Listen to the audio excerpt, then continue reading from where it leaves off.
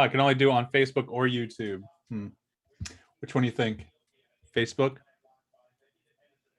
It's up to you, man. Well, we are live on Facebook.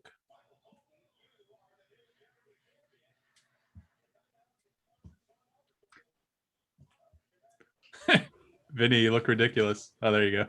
I was trying to hear the Final Jeopardy answer. Jeremy's watching it too. I heard it in the background, yeah. Do you have the mic on the proper setting this week, Vinnie? Just checking. We're already live, by the way. Shut up. We're already live streaming on Facebook, so we can only pick one, Facebook or YouTube. What do you think we should do this week?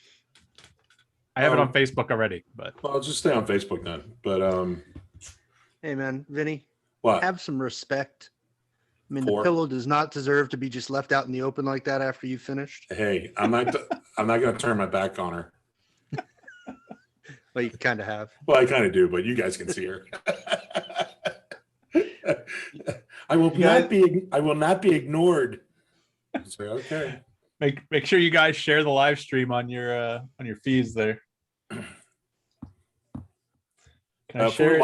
How does somebody watch it if they're live? If we're live right now, they just go to Facebook. And what? It should be on, like, it'll be on your profile or on our page. I'm sharing it to the Twitter and everything now. But it's on the Usual Saints page and in our group. Okay. And it's on my page, it's on your group, or it should be on your page when you share it. Right. All right. Share to Twitter. All right. So we got that shared. I can't share it on Instagram. Let's see. Is there a way to copy it and paste it to Instagram? I don't know. If anyone's listening, hey, we're just setting up, so feel free to comment or whatever. I don't know how this chat would work. I don't know how they jump in on the Zoom. I guess if we shared the Zoom link, they could jump in, but yeah. I mean, yeah, you could share the link. They'll have a bunch of people just popping in or not. I don't know. They'd just be in the waiting room. So yeah, that's true. That's true. This is a work in progress. We're just testing out this week. It'd kind of be nice to see a bunch of people trying to get in, though. That'd be cool. That'd be pretty funny, right? Hold on, I gotta shut my door. Okay. I'm doing a podcast. I'll be out later. Mom, I'm busy. Mom, leave me alone. All right, I'm back. That's funny. What? Nothing at all. Me hollering that I'm doing a podcast. I'll be back in a minute. Well, yeah, that too. Oh, you're looking at my bed? No, I was just assuming I didn't hear you say the word, but I was assuming, Mom, I'm busy. Leave me alone. Why do you always bother me when I'm talking to my friends? That's what it sounded like. That's how I heard it in my head. And make some meatloaf. That's right. Make me some meatloaf. All right. You guys want to start? Didn't we already start? Yeah. No, we didn't. Is that what it is? But I gotta do the whole intro and everything. You gotta do the puking. All right. Yeah, the puking. Okay. Take some stuff out. Yeah, here we go. Are you done there? Okay. No, I'm not. Okay, I'm done.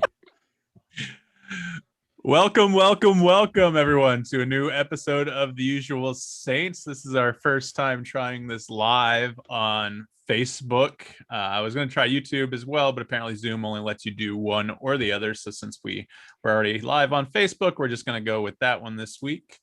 Guys, how's your week been? Good. Jeremy? Good. That's descriptive. Mine's fine as well. I was going to say that's a great radio thing. Good. It's like saying good. Next. What's your favorite part of the movie? Yes. Yeah. Right. The end. No, the week was good. Another nice week of work, and that's about it. Just working toe in the line. That's good. That's good. Still liking the job? Yeah. I'm still liking it. Right. Yeah, I mean, time will tell, but as of now, that is the report. Yes, I do like my new job. All right. Oh, how's the lighting this week, by the way? Am I too blown out, or do I need to That's lower a it? At this better. point, I don't really give a shit. You motherfucker. We've tried to help you. It's not working out. Yeah. All right. You're blue, you're red, you're This yellow, better? whatever. Is this better? This Yes. better? This Yes. Yes. All of them. Not that one. That one. This one, okay.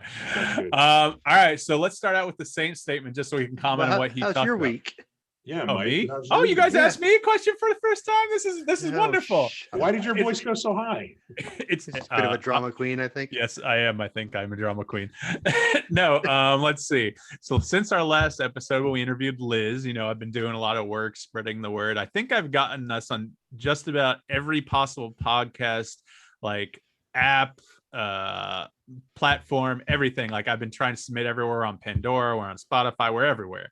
Excellent. So hopefully that gets us some more views. Me and Jeremy were talking, the latest episode has a second most views or listens or whatever, only to our first episode, which I said is because Jeremy wasn't on that one, and that's why we had screw him you on. too. Yeah. Well, maybe they were listening to see if Jeremy was not on the last one. Unfortunately, he was, but that's fun. all right. Yes, that's my week. A little physical therapy today. Get a little bit massage on the arm. Go to the doctor tomorrow to see if I can get this stupid sling off. That's about it. Yeah, I started watching Narcos. You guys watch Narcos? No. I assume you mean the drama, right? Yes. What else? There's a show Is there called another one? Narcos where they actually, tell the story of what actually happened. Oh yeah. It's more of like a documentary type thing. You know what? That those boxes leaning against the window, Killing you. It's killing me. It's killing me. The Lowe's box. He doesn't give a It makes shit. you feel better. They're not actually leaning against the window. Oh, okay. There's space there. Good. All right. They're just the box on the bottom. Somebody didn't fill it, so it's leaning a little bit. Beautiful. So wait, what's bothering you about it? The fact that it's in the background and you can see it, or the fact that it's leaning against the window? There's a possibly lot even of though it's things. There's a lot of things. His- I'm very. His defiled pillow is in the background. I don't care what's in the background of my photo. I'm very OCD in that they're leaning wrong. Yeah. One's inside the other one. I see tape. There's writing I can't read. It's leaning. It's not in the middle. I can tell OCD Yeah, I you are got by problems. the view behind you. Well, By the way, I don't know. it's got crime tape around it. By the way, just so you know. Yeah, my pillows. Yeah. I don't know if you guys know. Saint said that he thinks the pillow fucking is gold, and so we had to leave that in at the end of the previous episode when Vinnie was like, Hey, you know what? The people that know me that maybe listen to this, they're like, yeah, whatever. Yeah, it's Sunday. Why not? So. All right. So let's pop on the Saint statement here from our boy Saints, and we can comment on that and go through a few other things before hopefully George comes on about 30 minutes. Video or so. no less. Yes, I got him a video. What up? It's Saint, the most unusual Saint, reporting from the Bering Sea. Just a quick hit on a couple of topics. One, the death of Rush Limbaugh. I hear people online saying that we shouldn't dance on the grave of people, no matter how bad they were in real life. I guess what I have to say to that is, hold on while I put on my tap dancing shoes. F that guy and everything that he brought in the divisions to the country. So that's number one. And the issue of self-driving cars, I'm willing to try it, but I don't think the technology is just quite there yet. Maybe for some short distances, but getting on the highway, I see people falling asleep behind the wheel. Self-driving cars, technology is good, man, but let them work out the kinks a few more before I just let the computer take the wheel. We'll be Skynet in a few years, but usual Saint, peacing out, peace. Nice.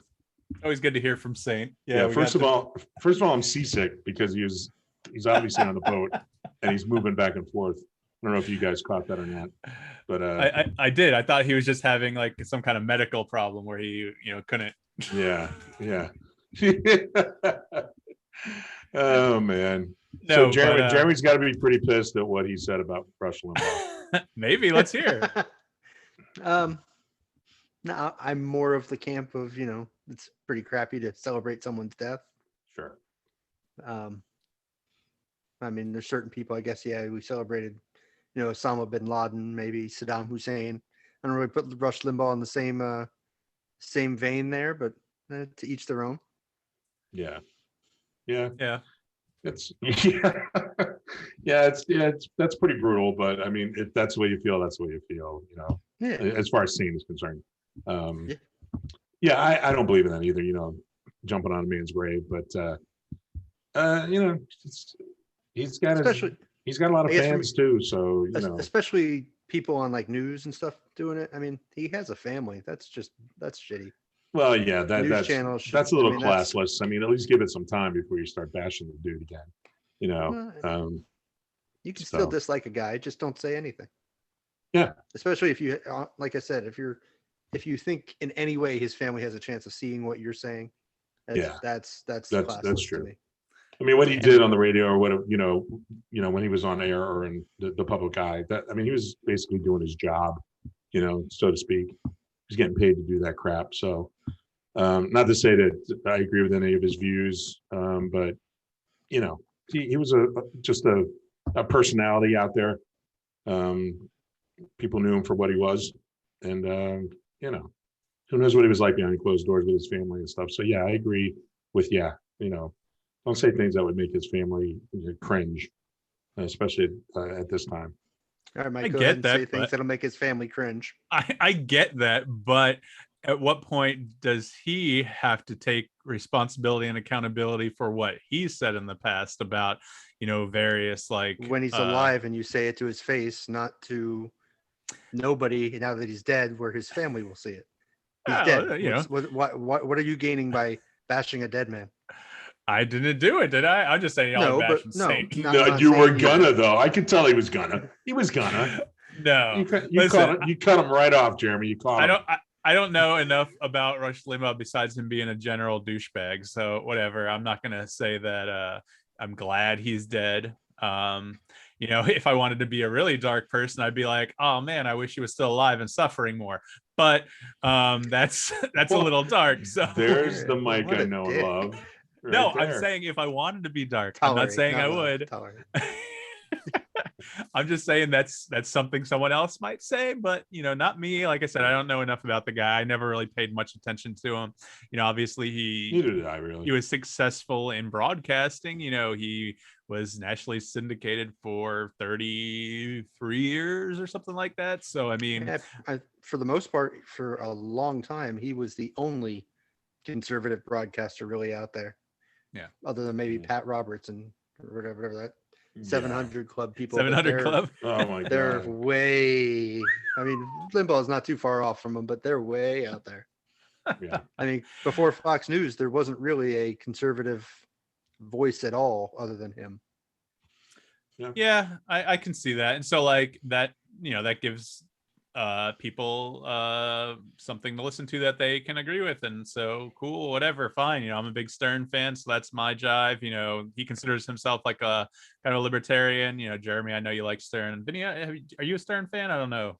Yeah, love him. Yeah, okay. I love Howard, sure. Yeah, so I mean, I listen every day. I don't listen live. I download the shows, but I mean, you still get people calling into Stern every day, and he takes the calls because it's funny to hear him, and plus he doesn't always know what they're going to say, but like, and this is totally off topic a little bit, but like about COVID and like how the people are forcing vaccinations on people just so we can get our freedoms back, and shit like that. So I like when Howard takes them down a peg and disagrees with them and disconnects from them, that kind of thing. Yeah. So that's my type of radio. Rush, I think I'm sure I caught him a little bit over the years, and Vinnie, he broadcasted just south of where we went to broadcasting school. So yeah, right. He had that place on Palm Beach Island, and so he always had that gold microphone and all that shit. But whatever, exactly. I don't know enough about the guy besides from what I read in the press, from what he said. I never really listened to him. I'm not into that form of radio anyway. I'm not political, that much at all. So I can't sit there and listen to a political, whoever it is and whatever they're talking about. I can't sit there and listen to them pontificate for 2 hours on the radio. I was gonna say you're not into talk radio like we're doing right now. No. I'm not into political. I'm not into politics like that, to where I'd sit there and listen. At least we break it up a little bit. We're not strictly politics, whatever. In fact, I'm getting sick of this fucking topic real quick. Well, we can move on to the self-driving cars. Who put that? There we go. Anyway, is that Jeremy? I put it on the list. That seems like a Jeremy topic. Well, of all the ones you had on the list, Saint picked All right, that one everybody. to talk about. Just saying. We're But talking anyway, about we're talking about Jeremy shit now. Everybody take a bathroom break. so my wife and I were out shopping the other day in a local area, and they have these little mini buses, no bigger than maybe Yugo, or no longer than a small sedan, and it is automated. There's no driver, there's no steering wheel. It's all computerized. It ain't going fast, but it's driving on the roads. And it just brought up in my mind, do you think the technology's there? Would you get on something like that, or even something that, like Saint said, goes on the highway? I don't know if I could, trust that thing. Just curious where you guys are. I would, if I could afford a Tesla, and I was really hoping to get one before I got my pest, the 2 cars I had to get when we needed cars, but I didn't have enough money.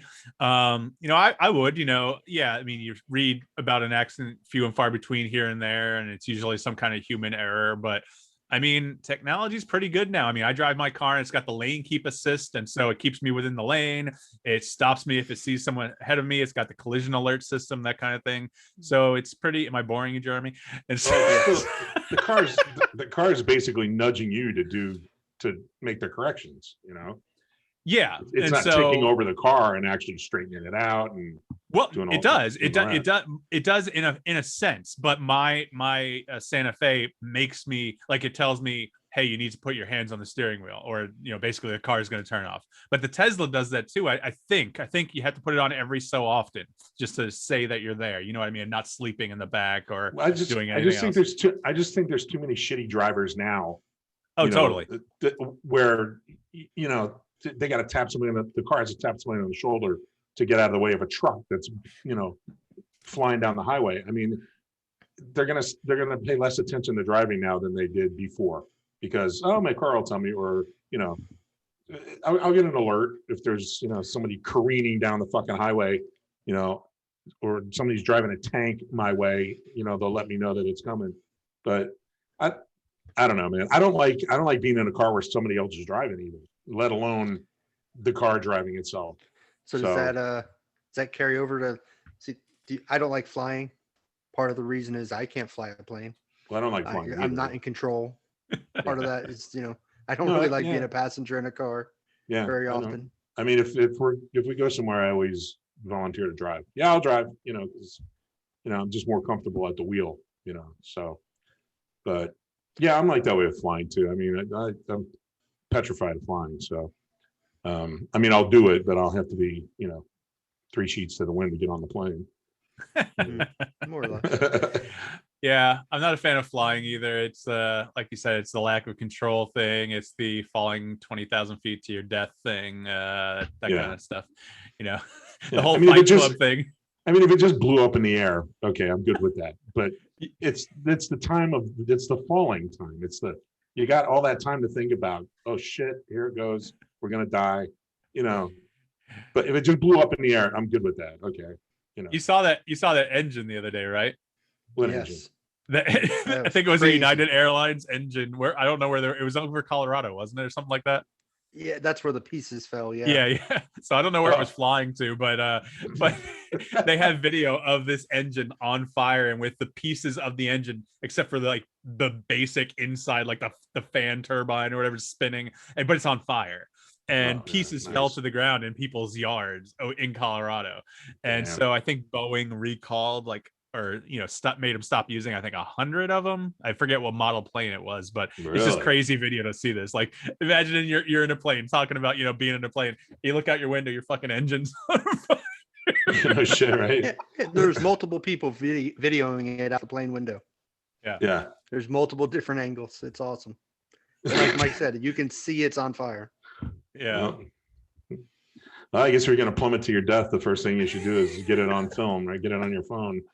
So hopefully they go into the cloud, because we would have missed out on that. Exactly. Thank God for the cloud. They got Wi-Fi. You can hit send before you die. Sure. Wi-Fi on a plane is so expensive. I don't know if you know. No, not necessarily. It depends on what you fly. True. I was flying. Where was I flying? was it JetBlue? I forget now. But now even JetBlue, like as good as I thought they were, and they still are, they're trying to compete with the more the smaller airlines, the more economical airlines that basically you can don't carry anything on, and like except for a backpack, and you can go fly. Like they're cutting out their carry-on bag that they were giving you. So now all you can bring on is a backpack or a purse, something that can fit under the seat. Anything else they're going to charge you for. Wow. So that kind of sucks. Airlines are trying to nickel and dime you, and I get it's an expensive thing, especially with COVID and you're flying like 5 people on a 200 seat plane. But I hate they charge you for every fucking thing nowadays. Yeah, well, it's not business. Not a fan of. I know. Yeah, I'm not a big fan of that kind of stuff, capitalism and all that kind of thing. I hate that capitalism shit. And let's move on to the pretty recent news about this this Olympic coach guy. Jeremy put it on there. What'd you read, Jeremy? The guy apparently was charged, I think yesterday or this morning, with sexual assault and human trafficking offenses to do with his time as the U.S. Olympic gymnastic coach. And a few hours later, he killed himself. Wow. I did not hear that. Do you think guilty conscience, or do you think reaction to being blasted in the media? Either one is possible. Yeah, I know. I think it's because he was caught. I mean, oh shit, I'm going to jail forever. I mean, here's the option.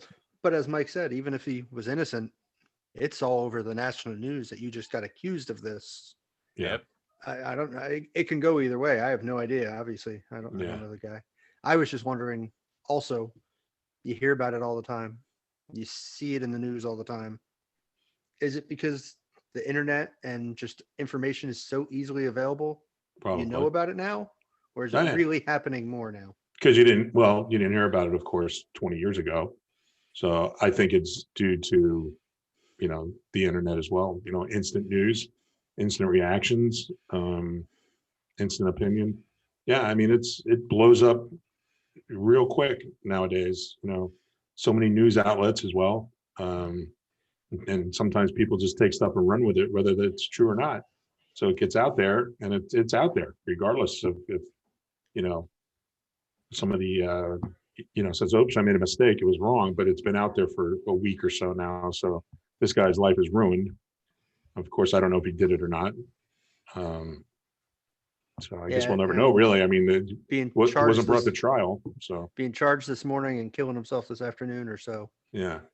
Don't think he probably had time to write a nice long letter explaining why. Yeah, true. Yeah, so who knows? How are we going to know? Yeah, I don't think we ever will unless there's some kind of hard evidence. No, now it's you take their word over his, and he's got no way of defending himself. So there. Jeremy, what's the other thing you put on? Media bias. What are you bitching about there? Is that more Rush Limbaugh shit? What's going on? I don't know. I was just amazed today. I had 45 minutes or so of waiting for some test results today. So I'm sitting on my phone and reading some news channels or going through some news apps. And I was amazed at how different the lead story was on the 4 or 5 apps that I looked at. Fox News was Cuomo sexual harassment and the fact that the other networks weren't covering it. CNN made no mention of it on the first page of their app. I went down, halfway down the page and there was nothing. ABC and NBC had it, but it was, halfway down the page. And I think it was NBC or CNN, one or the other. Their top story was about Trump still. I think I looked at USA Today or some shit like that too. But it's just amazing how biased they can be about where a story lands, depending on their view. And it's not just the news channels. I mean, it's the whole Me Too movement. I mean, Al Franken got roasted when he was accused, but for some reason, those same people aren't saying a word about Cuomo. And I don't understand why the media or why the people that were so behind Me Too all of a sudden have gone silent on this. You're trying to pull out Cuomo and get him blasted for his shit. I'm not trying to pull it. I'm just, to me, I like, hey, you got to at least give the person the benefit of the doubt, that, or at least investigate before you just say, we don't believe her. But I mean, I don't get why she isn't believable, but a girl from 40 years ago about a Republican was, or the women that accused Joe Biden weren't believable, but the ones that accused Donald Trump were. I don't get it. There's a huge double standard there from the media, from other lawmakers, from just the general public, and I don't understand it at all. I don't know if it's because the media perpetuates the bias and that's what people are getting their information from. I don't know what causes it. It's a weird thing to see where you have he said, she said, and one side gets believed all the time and the other side doesn't. Well, I mean, I think it goes to how high a profile person too, because Al Franken's Al Franken. I don't even think he did much wrong. It's a little creepy, and like, there's that picture of him like pretending to squeeze the breasts or whatever. Like, yeah, it's not great. It's not a good look, but also there's different situational things. Cuomo, he's a higher profile dude. Not saying that he should get away with anything at all. If this actually happened, if there was sexual harassment, that's not a good thing at all, and that should definitely. But I think the nursing home scandal is a lot bigger than that. But I know that's a totally separate topic. CNN's not covering that either. Don't worry. I know. Like he's. I don't know if he's going to get what you would call it, impeached or recalled, or I don't know. But he's a big star. He was a big star in the Democratic Party, still is until he falls from grace. But I mean, to the other side, because I have my left-leaning views. So I'm always going to say, like, look at fucking Trump. Yeah, the Democrats tried to hold that shit against him for years. He's basically a self-admitted sexual predator by saying grab him by the pussy, even if he's joking or not. And he has many rape charges and everything against him. So like, he's still in office. He didn't resign. He didn't get removed. They tried, but they couldn't get him removed. But not for those things. So. But you have no problem with Bill Clinton, who has those same charges and allegations. I know. Listen, nowadays you have no problem. Even Joe Biden has those charges and allegations. Well, but nobody has a problem with them, and I don't understand why. He had what and I'm not discounting the one woman that came forward, but I think there was something with her that kind of fell through, and that's why that kind of fell through the cracks. I don't know. And then you got him sniffing the hair and the pictures and the videos. That's always a little weird and creepy. I know. I know. That's creepy. That is creepy. I mean, what is it? It's Wyoming and Idaho. Is that if you ever look at the map? I think it's Wyoming. Whatever one's right there next to Idaho. It is Joe Biden sniffing someone's hair. If you see it, you will never unsee it. It's awesome. I guess I'll have to look at a map. Now I gotta look at a map. Now I gotta look at a fucking map. You'll see it, and you'll never be able to unsee it. It's awesome. Listen, I don't understand it. I don't get it. I'm not trying to fall on one side or the other. I just don't get where the bias and where the disbelief from one side and not from the other comes from. Oh, doesn't this happen all the time? I mean, it does, and I don't get it all the time. I mean, that's why you got so many. You got different news outlets now that people listen to. If you're conservative and you're on the right, you listen to Fox, and you're on the other side, you go to CNN or MSNBC. Yeah, and I'm good, but it's not news. The news is telling me, hey, this happened. Hey, a woman today accused of Governor Cuomo of sexual harassment. His office put out a denial.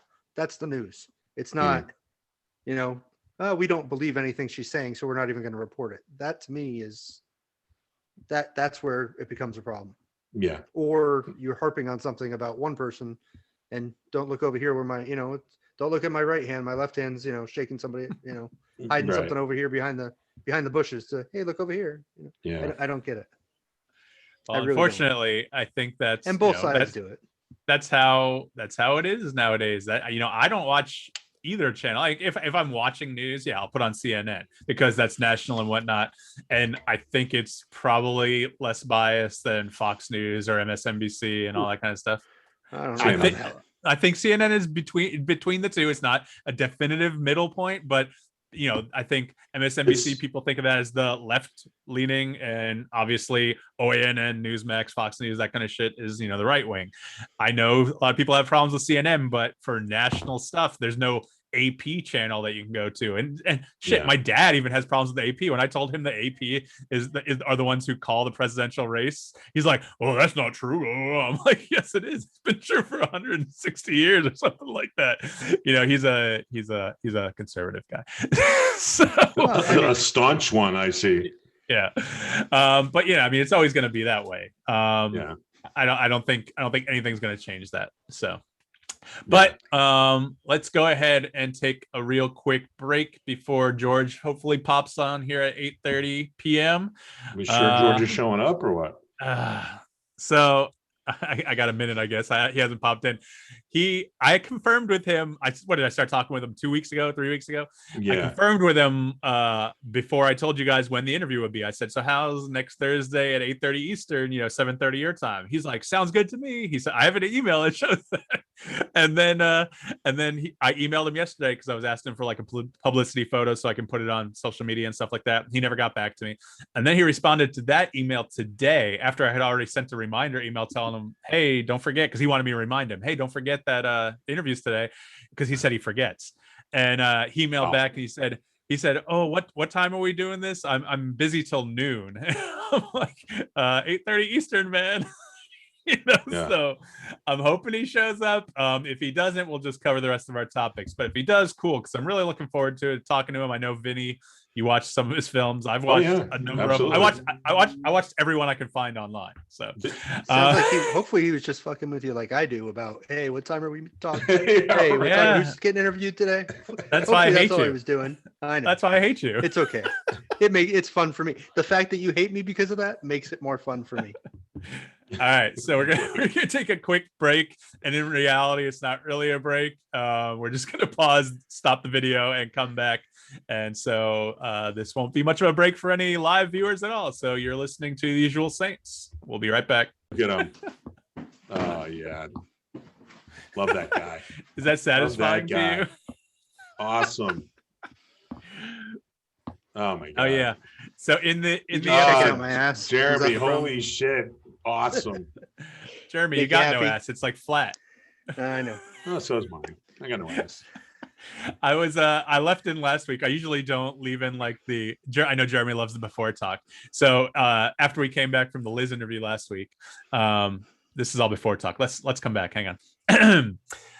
Welcome back to The Usual Saints. I'm Mike D with Jeremy and Vinnie. We're waiting for Dr. George Hardy, star of such beloved classics as Troll 2 and other movies that are more recent that I've seen, such as Texas Cotton Cyst. Yeah. Shit. What other one? I watched one called Chosen, which he has a really small part in. He probably wasn't really needed, but hey, man, if he gives work, gets work. I started watching that Under Control. Oh yeah, I started watching that a little bit. Oh my god, dude! It's pretty bad, right? Oh, come on! It definitely rivals Troll 2. Definitely. I think it surpasses, like I told you. Yeah. So Jeremy, no, we were just talking. So yeah, you have a flat ass, but besides that, thanks. Last week after the Liz interview, when we came back, we took that small break. We were talking about you said something like, "Hurry up, I'm hungry," or something like, or I want to eat, I want dinner. I'm like, "Bitch, I'm hungry too," and I left that in. I don't know if you guys listened to last week's episode. So underneath the music, you hear Jeremy whining about how hungry he is. And then I come back. My wife had been telling me for 10 minutes dinner was ready. Let's get this shit over with. You don't have fun doing this? I do. Sure, we could just hungry. one of Saint's friends wants to be on the podcast. I don't know the guy though, so I'm gonna wait for Saint. I ate lunch at like 11 o'clock. I was hungry. It was 9. Wow. One of Saint's friends? What did he fishes with, or? No, I think it's some guy. It was some guy on his Instagram. Saint put up one of our new logos, and he's like, "Hey man, when am I gonna get on the show? Hey man, if you're listening, cool. Won't mind having you sometime. Maybe pop on. Don't want to extend The Usual Saints to 30 people trying to talk at one time, but yeah, right. Yeah, that would be a bit. Vinnie and I are tired of hearing you. I mean, it's. Yeah, it's at some point it usually just shuts off at a certain point. Oh, thanks, Vinnie. I love you too. I hear blah blah blah. Anyway, so maybe George Hardy will be this guy that we try to run down every week and can never get him. So we'll be doing this podcast for about 6 years, and then all of a sudden he'll pop up one night. Hey, am I late? Should I send him a quick email or something? I don't have a text or anything. Send him something. Say, just curious if you're gonna show up. Sounds like a clingy girlfriend. Wait, he's coming in. Oh shit! Here he comes. Awesome. We're gonna log in. Awesome. Oh. Hey, audio. George. George. hey guys, How's it going, man? I'm good. I apologize. Can you see me? I don't even know. It's too dark. It's kinda dark, pretty, yeah. It's pretty dark. Okay, hold on. I'll get it. Oh, That's fine. It's my dogs. Sorry. Excellent. No worries, Oh, man. I'm so. Yeah, how y'all doing? Good. How you doing? Hey, Did I miss a podcast not too long ago with y'all? I think I might messed up. Is this the first one or second one attempt? Oh no, this is the first one. I just tried connecting with you on Facebook Messenger just randomly, and you responded. I love that because I had just watched Troll 2 for the first time about a month ago, and I was like, I got to look this guy up. I got to see. There's something wrong with you. Hey, look, you are totally out. I've been telling him that for years. You are so out of being cool. I mean, golly, you should have watched Troll 2 way long before now. Shit. I know I should have, but I didn't. But in the meantime, in the interim, I've caught up very much on your repertoire. I watched Best Worst Movie. I watched Under Control. I watched Texas Cotton. I watched CYST. Texas Cotton. Yeah. I watched Chosen. So Yeah, you're cool now. Yeah. You're cool. You were totally uncool then until now, right? Well, what's everybody's names? Go ahead. I'm Mike D. I'm Vinnie. Hey, Mike. I'm Hey, Jeremy. Glenn. Nice to meet y'all. Nice to meet you. Nice to meet you. So This is my baby. Yeah. Okay. What's the dog's name? Yeah. Well, this is Frisbee here. Frisbee. Yeah. And then there's Mandy. Mandy. Yeah, they're little shits is what they are. Yeah, there's Mandy. Don't Mandy. All right. Anyway, I'm living in a cabin. I've just sold my house, and I'm living out on Lake. I live on Lake Martin in Alabama, and I'll see if I can. So I'm in this little cabin. It's cool. And so I wish you could see this. I don't know if I can show you or not. It would really be cool if you could actually see what I'm looking at, but I don't know how good it is at night. But can you see this? Can you guys see? You can't probably. You can see some lights out there. It's a little too dark though. Well, What are we looking at? yeah, I'm gonna see if I can reverse how you reverse the video so you can see the camera the other way. I'm not sure how you. Oh, there we go. Maybe the camera. I apologize, you guys. We're doing a Zoom here, but No worries, man. Yeah. Oh well, I'm looking at the full moon over the lake. It's Okay. we see the moon. moon. We see the moon. We saw the moon. See the moon. Yeah. There you go. You can see the moon out there. Oh, Yeah. okay. Yeah. So that's Lake Martin out there. Oh, okay. I don't know if you can, I don't know if you can see, but that's the full moon, and I'm living on Lake Martin. It's just an incredible view out there. Sweet. Anyway, I'm sorry. What's the weather like? Is it cool? Was it cool out? It's probably 60s right now. Yeah. Where are you guys? That's beautiful. Well, I'm in Georgia. I'm in Atlanta, wow. Georgia. Okay. And the Sure, other sure. two guys are in Florida. All right. Well, y'all in warm weather then. That's good. Yeah. So Yes. anyway, yeah, shoot away. I'd love to talk to you guys about all these crazy things I've been doing in my life, Well, I mean, there's so much to start out with. Vinnie and I know have caught up on your films. I'm not sure if Jeremy's caught up that much yet. We all have day jobs. You do too, but we try to fit in as much as I could. Tell me. I want to start out with Troll 2. I mean, not too much, not forever on it, but how did you get that role? Like, I know I think you had done some like drama stuff, right? But like, that was your first film, correct? Now, which movie are you talking about? Troll 2? Yeah, Troll 2. Yeah. So what's true is if any of these questions are about Troll 2 or, my involvement with, if anybody wants to find out even more, they can watch Best Worst Movie, which is a documentary that we made about being in the film. But I was Yeah, so it's 1989 or 88, and I was auditioning. I was listening to no, someone called me. That's right. There wasn't such thing as a podcast back then, but somebody called me out of the blue doing a radio program on Troll 2, and it was 17 years after Troll 2 had been made, and wait, no. How did I get to the audition for Troll 2 is the question, right? I apologize. No, is that no right? worries. Is that the yeah? Just how you got, like, because like I said, that was your first. Were you doing TV or anything before that, or was that your first thing? No, not just a general dentist, and so Okay. Oh no, I was teaching exercise classes in Salt Lake, and someone came up to me and said, "Hey, you ought to go up to Park City and audition for a movie that's up there." So I did with some friends, and I ended up getting the lead dad part in the film. I had no idea what I was doing, and I said, "Oh, why not?" So sure, and then I ended up getting the part of this crazy film. Little did I know what I was getting into. But yeah, that's kind of what happened. I mean, I've seen Best Worst Movie. I mean, did you know what you were getting into at the time? Absolutely not. No. No, I didn't. Yeah. Yes. It was quite a surprise when I saw about day 3 or 4 green icing on corn on the cob at the dinner table. Yeah. Oh, that is classic. Yeah, absolutely. Yeah.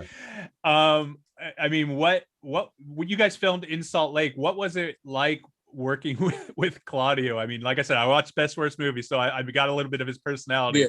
I mean, what was that like? He's the director of the film, Jeremy. Yeah. Okay. Well, we're talking 31 years ago. Claudio now speaks pretty good English, to be honest with you, but and Rosella understands it, but doesn't speak like Claudio. But what's true is Claudio didn't speak very much English at all back in the day. So, we were just trying our best to just do with it broken English, even more than that. We just kind of decided, well, we just have to do what he says, but we through some translation, do this way. You want us to say that? Yeah, do this way. I mean, I think that's in Best Worst Movie. I think you guys like disagreed with or tried to contest some of the lines, but like he's like, nah. Yeah. Absolutely. Yeah. Vinnie, I'll let you go. I don't want to hog every question. You got anything for No, Well, yes. I'm pretty new to your stuff. Mike kind of turned me on. He's a bit of a cinephile, so he turned me on to Troll 2. We had talked about it, and that's when your name came up, and we just decided, yeah, let's try to get George on here and talk to him about it. I just recently watched. Thank you. Yeah. I just recently watched. Well, the first one I watched was CYST. I watched that one. Oh. So that How was did my you get first. to watch CYST? Mike, where did you get that from? Yeah, You I stole it? talked to no, I didn't steal it. I'm in touch with Travis Ayers, the producer, and so he sent me he sent me a screener copy because I was like, hey man, I really want to see this because we're going to talk to George, and I really want to get a little bit of background on what this exactly is. Right. So Right. God, yeah. So that's where I was introduced to your work on CYST. Oh my God. Well, see, it's not out yet. That's why I asked. Yeah, right. It hasn't been so released. don't spoil it Right. yet. No, right. So that was before I even saw Troll 2. In fact, I saw was it Texas Cotton before I saw Troll 2. Yeah. Now that's the one I wanted to talk about was Texas Cotton. Thank you. Yeah. That's a good movie. I enjoyed it. And did you enjoy making the dramatic role I did. Yeah. Yeah. I mean, that, to be the lead in that film there was a lot on my back, Sure. and I also helped produce it. And so there's just a lot of, responsibility to make it all work. And plus it's the first time I really worked with the great Gene Jones, which, I mean, he's a true thespian. And that was just, I'll never forget that dinner table scene that you see me in Texas Cotton. Right. But yeah, that was the first time the sit down. So I had filmed when we opened up filming. I had 5 days of shooting by myself, just riding around in police cars and all Right. that. For the listening audience, I play a sheriff, and and so in the movie, and yeah, it's a very moving part for me. It's kind of a serious role, but but to work with such great actors was just amazing. And so, and then to work with the great Lou Temple, I adore him as a friend now. He's just terrific. I learned so much from him, and also Judd Lorman on SEAL Team. Judd taught me so much. We did the short. I did that with Judd and Mark Broussard. If you've not seen the short for the film, we did a short 2-day shoot on that. Right. That was just which led to the full film. But yeah, I learned an awful lot about, what happens in making film, much more than I did 34 years before, and or 31 years, Right. And then to take on the responsibility. So I'll have to tell you, it was the most difficult shoot for me I've ever been. And CYST was tough, but Texas Cotton, I was in 56 scenes there. So yeah. You worked a lot on that one, that's for sure. Yeah. Definitely. Kind of follow me around. Yeah, absolutely. It's like following Nicholson around in Chinatown, kind of thing. Yeah, there you go. Right. Yeah. I mean, I think that's probably from every, I haven't seen a lot of your films. I'm still trying to find them on streamers or buy them on Apple if I can find them. But I mean, from what I've seen, Texas Cotton, I think, is probably your best performance, in my opinion, if so far that I've seen. So I don't know. Yeah, absolutely. Thank you. Yeah. It's but pretty deep. The thing is, for me to watch Texas Cotton and then go to Troll 2. Yeah, that was a culture shock for me. Yeah. Yeah, it's a whole different thing. I play it, it's kind of, I was like, this can't be the same guy, but Troll 2 was what it was, and you were a part of it, and now it's a cult movie now that a lot of people talk about. Yeah, that's why we wanted to talk to you. So, but well, I appreciate this interview.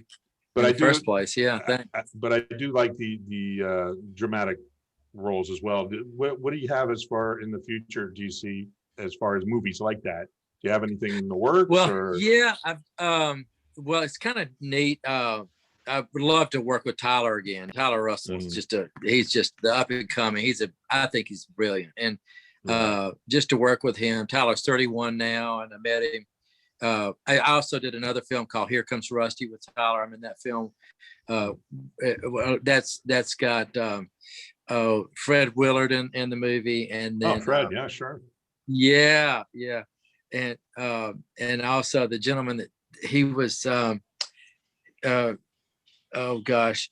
he just passed away on stage at the Atlanta Fox Theater while he was performing. He passed away on stage. Wow. He's Bruce Hampton. Bruce Hampton, the Dirty Dinosaur. There you go. Yeah. And I got to meet Bruce and work with him some. I play his dad in retro scenes in that. That was kind of cool. But that was the one of Tyler. That's how I got to meet Tyler. And then we went to Sidewalk Film Festival, and I got to meet a lot of people up at Sidewalk again after Best Worst Movie had premiered there 10 years later. That was kind of an honor to go back to Sidewalk again and be in one of Tyler's films, of which he's then brought me into CYST, and I got to play with Tyler, but and act for Tyler again. And but in between Here Comes Rusty and CYST, I did another film called Goblin 2, Under Control is another name for it, in Germany, in Baden-Baden. And that's where I met the great and beautiful Eva Haberman. And I got to work in Germany for a week, and I brought Eva over, and she plays the lead female nurse in CYST. So she's my assistant nurse in CYST, of course. And you get to see her. She's just, she had never worked on American soil ever until I, brought her over here from Germany. I said, you've got to get over here. You've got to be acting on American soil, Eva. So sure enough, she came over and helped produce CYST. And so, I was honored to work with her, and I learned an awful lot about her. But through it all, Peter Kaplowski from TIFF, the Toronto International Film Festival. Peter is, and I met Peter when we were making Best Worst Movie, and we were in Toronto filming up there. and Peter's one of the selectors for the Toronto Film Festival, and he saw CYST and went, "Oh man, oh God, I'm so bummed out." I go, "Why is this?" Because we've already made our selection for the Toronto Film Festival. And he goes, "Oh man, I'm going to get back behind this thing and promote it as much as I can." And, he said, "I freaking love what you did in CYST." And I play a dermatologist to the listening audience. I play this crazy dermatologist. And anyway, so he introduced me to a guy named Mickey Reese, Reece, from Oklahoma City. And Mickey's probably I think he's a little bit older than Tyler, probably a little bit mid-30s, but he's been making films since 2006, a couple, independent films a year. And recently just got pretty good recognition for a new film called Climate of the Hunter. But he's invited me to come up to Nashville, and I was just about to go and play. It's a country music kind of film, and I was about to play Garth Brooks' dad in this film, not the real Garth Brooks, but Mickey plays Garth Brooks. But that's a new and upcoming thing that we're doing. And that sounds good. Excited about that, and I'll be filming that in Nashville. Great. Kind of dodging COVID, that kind of thing. Absolutely. I look forward to seeing that. Yeah, then. a lot of fun to do. I mean, I don't know if the audience knows this if you've not seen Best Worst Movie, but I'm actually a practicing dentist in Alabama. So, why not live it all out? And so any of these opportunities I get from invites because of Troll 2, really, of course, the magic of it, I get invited every so often to do a little cameo here and there. But it's led to more time on film now for me. Yeah, which is really fun. Yeah. Excellent. I've learned a lot. Do you ever get new patients come in who recognize you from the movies? Yeah, I do. It's just kind of funny. I have. Are you from Atlanta? Are you the one from Atlanta? No, Vinnie's from Atlanta.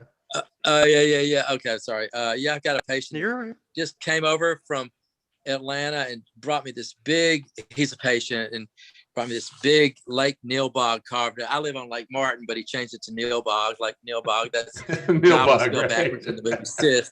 It Troll 2, But and then I got a dentist buddy of mine. He's a huge Troll 2 fan, and he flies down and gets his teeth cleaned from Minneapolis in his private plane. And then I've got a pharmacist that drives in from Nashville. It's just unbelievable. Just there's, they're just, oh my God, I got to have, Farmer Waits, the character I played in Troll 2. I've got to have him clean my teeth. That's awesome. So it doesn't happen a lot, but every so often, And then the cameo thing's kind of fun. I do cameo, Oh yeah, that's right. Travis got me hooked up with it. Yeah.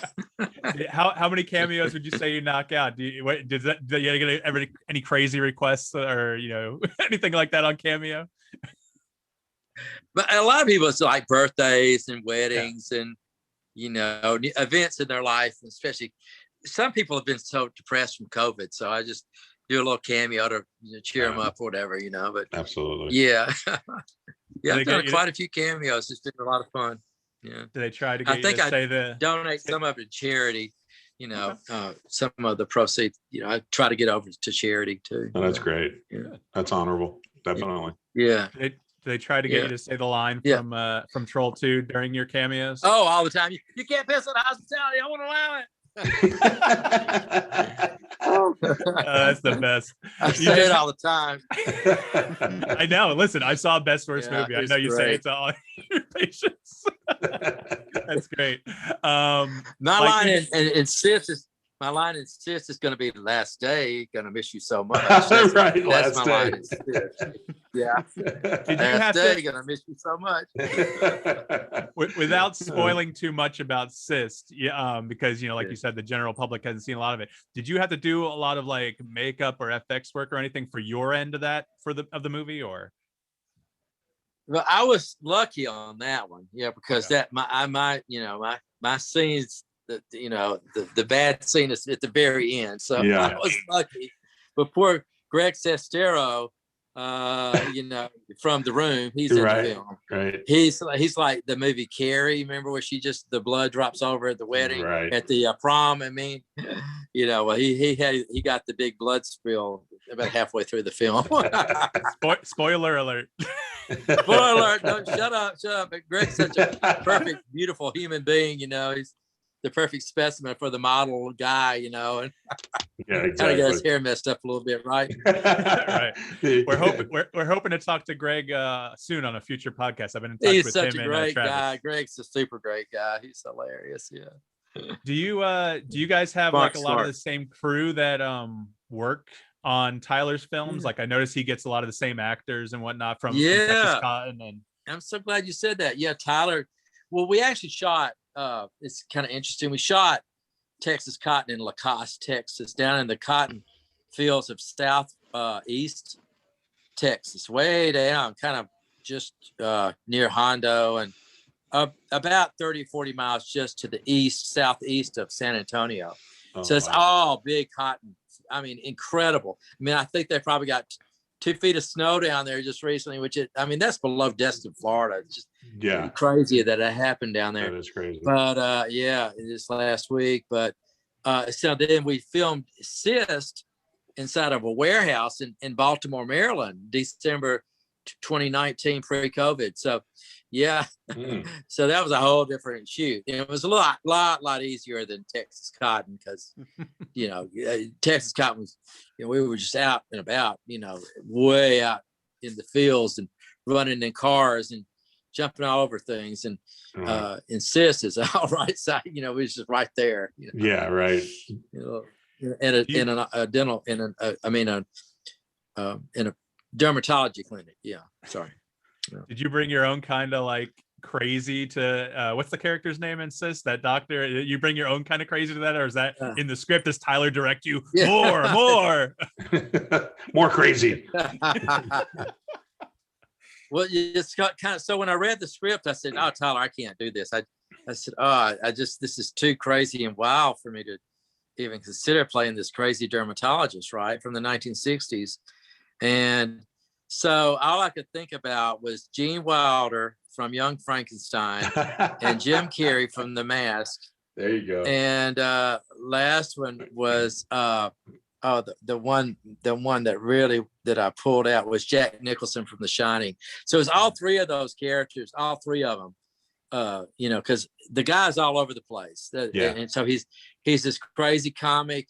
At the same, he's kind of got the Jim Carrey kind of did stuff. I did crazy stuff with my face and contorted my face like him.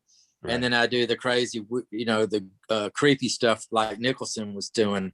And then Gene Wilder would be just, all over the place. I loved him in Young Frankenstein. Yeah. So I just pulled all three of those characters throughout when I was actually pulling those lines out, which I really felt like I really owned more of the lines in CYST than I did in Texas Cotton. There was a lot of script for both of them, but it took me about 4 months to study the script for Texas Cotton, and CYST about the same, but they were a little bit easier and more magical. But yet again, it was my second time to really throw myself in front of the camera for that many scenes. And I can only say I admire, any actor, or actress that, it's pretty philosophically, it's spiritual. To you learn a lot about yourself when you're acting and doing, when you have that kind of a task in front of you. And you got to tap into places that you wouldn't normally tap into to get that character out there. Yeah, exactly. Yeah, I could see how that could be strenuous. At the I kind of about day 3 or 4 shooting CYST, you kind of I'm sure method actors can really kind of say that, but I really kind of felt a little bit scared of myself about day 3 or 4 when I was shooting CYST, because I go into this craze in the film, and I don't want to throw away too much of it, but right, Do you were you able to speaking of method, were you able to get out of character easily, or did you find it difficult because of the places you went to based on your inspirations? Help me out with that question one more time if you don't mind. I want to understand it better. Yeah, it's fine. So you're in character as this kind of possibly insane doctor, Yeah. did you find it difficult to get out of character, like when you go over to craft services or when you went and just sat down in your chair? Like, was it difficult to get out of character, or I don't know?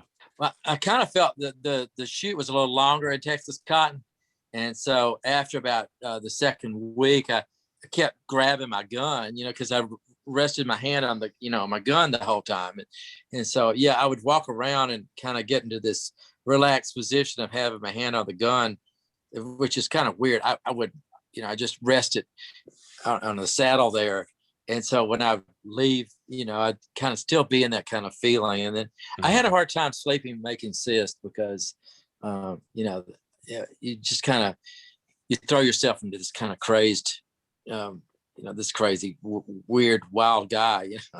Where is he at? It was kind of a multiple personality thing for me. Wow. So yeah, I had a hard time sleeping on both when I was actually filming both the films. Yeah. Wow. 4 hours of sleep kind of thing, Yeah, sure. intermittent sleep. Yeah. Did you but that's what yes, that's it. Yeah. No, it's okay. What were your biggest like inspirations that got you into acting? Yeah, well, I think I was in a few high school plays, and I was always kind of a ham growing up, comedy. My mother, I kind of came from an entertaining family. My dad told jokes. I mean, he was the best joke teller in the world. I can never remember any jokes, but Dad, he was the life of the party telling jokes. And Mother played the piano by ear. I mean, she could transpose right there on the piano, and she was just so talented. And I was around, in front of kids at my age in high school. Everybody come over after the football games, and you'd have 60 people at my house. My parents were so great about that. So I would get in front of everybody, and I'd just go and do these just comedy shit, back in the day, we watched I Love Lucy, and whatever we thought was funny, Red Skelton. I mean, this y'all tells me my age, but the Carol Burnett show, what we thought was funny back then, of course, it's not quite as funny now, but we just put on plays and acted, got all of us we make everybody laugh.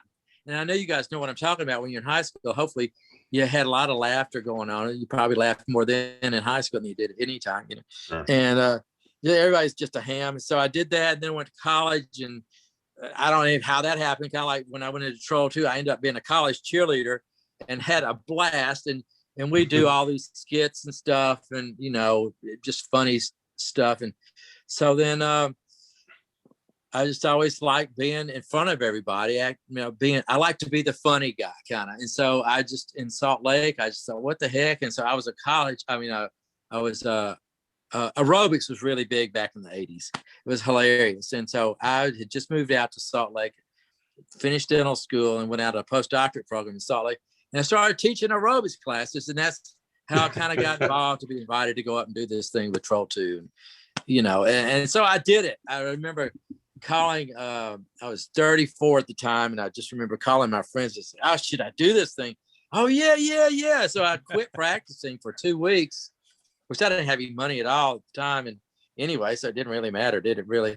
And so I had this kind of half-assed dental practice, and I was just out there to ski anyway and have fun climbing the mountains.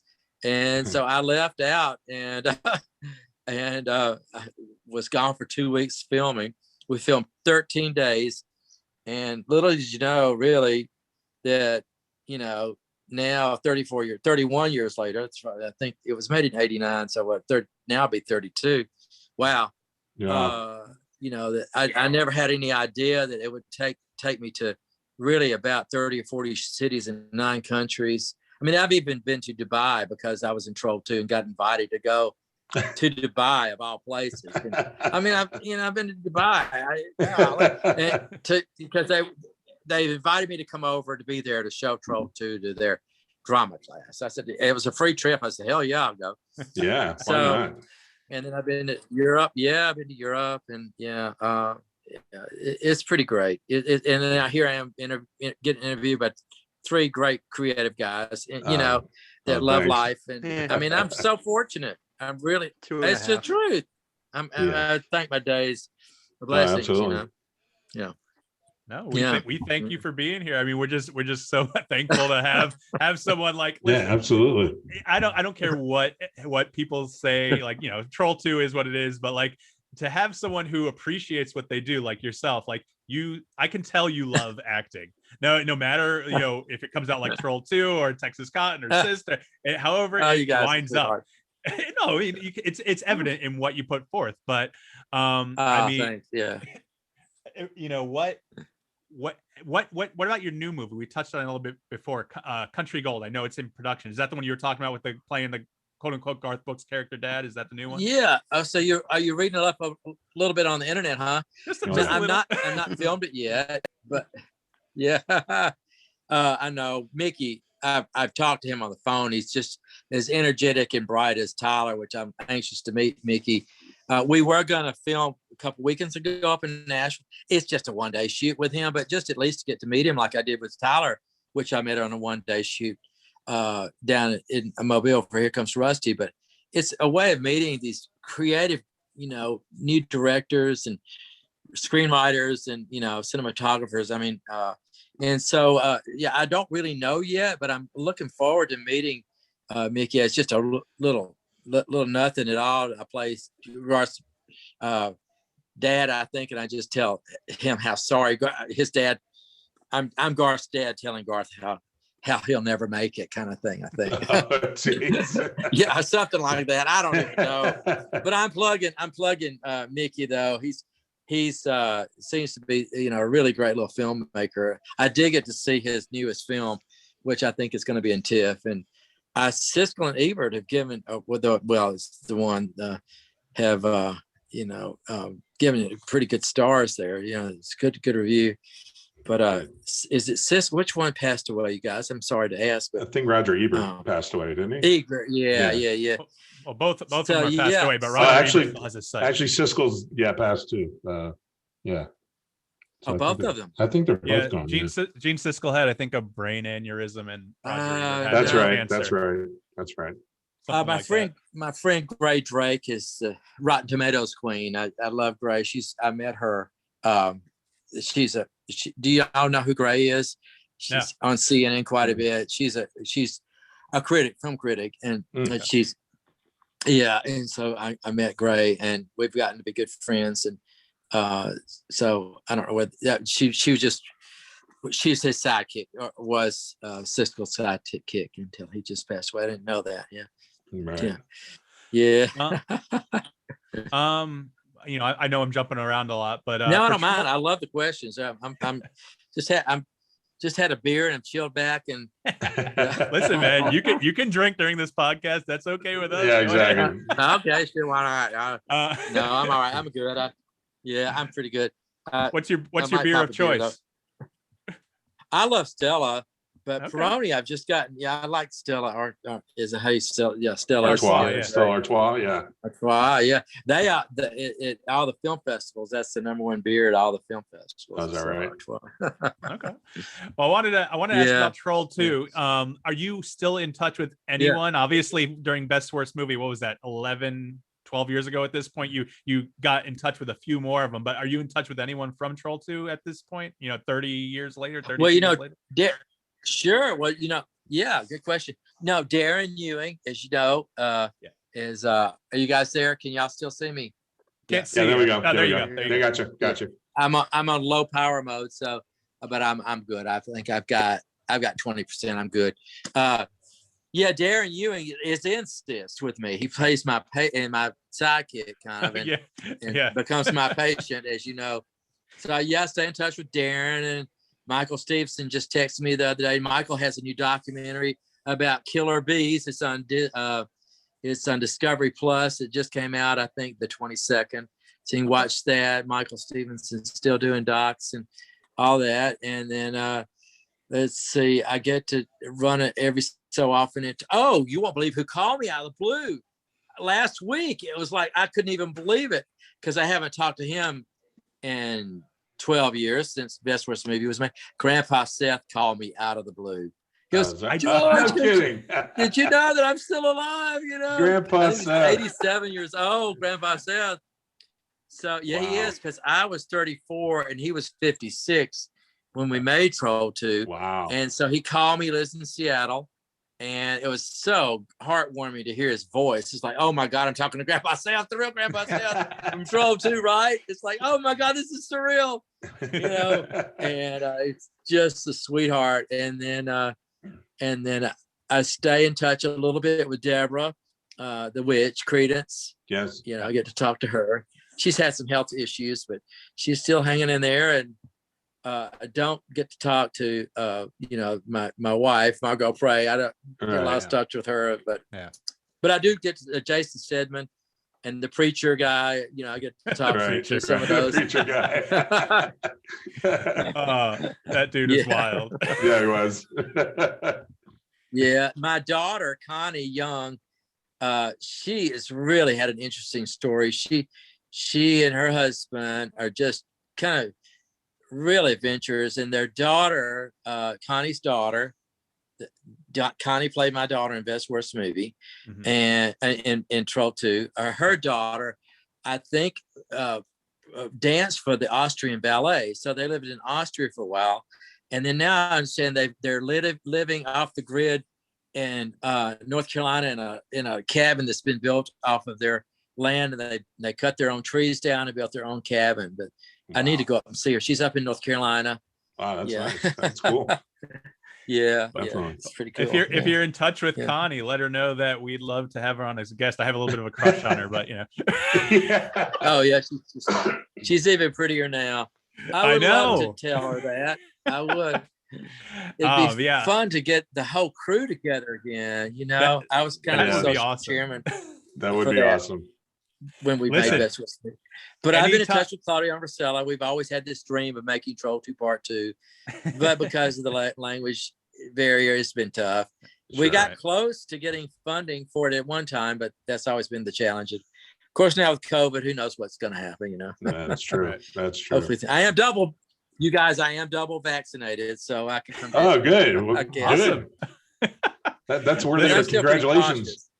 Yeah, I'm so with cough. Yeah, but I still wear my double mask and shield at work, of course. But oh sure, gotta be careful. Listen, if you want to put a little Zoom reunion together for the whole Troll 2 people that you're still in touch with, feel free. We'll have a little Troll 2 show. That'd be awesome.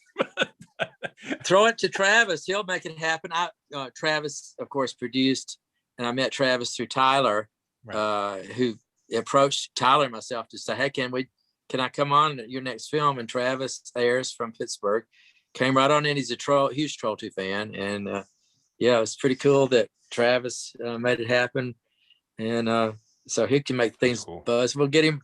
We did actually, it's interesting. It was myself and Deborah Credence and Jason Stedman and Darren Ewing. And there was one more. We had 5 of us on a Zoom, which was really great.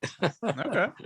I'll tell you, that is probably the wildest scene in the movie, and that takes the cake, for Troll 2. And that's one of them. But I'm watching the movie with my 13-year-old daughter, and then that whole scene with Deborah going in the RV and the popcorn, and she's lifting up her garter belt, and I'm like, what the hell is going on? Yeah. Yes. And the kid in the popcorn scene now, he's been in several Mormon films. Some of the actors were, not me, but pretty strong Mormons.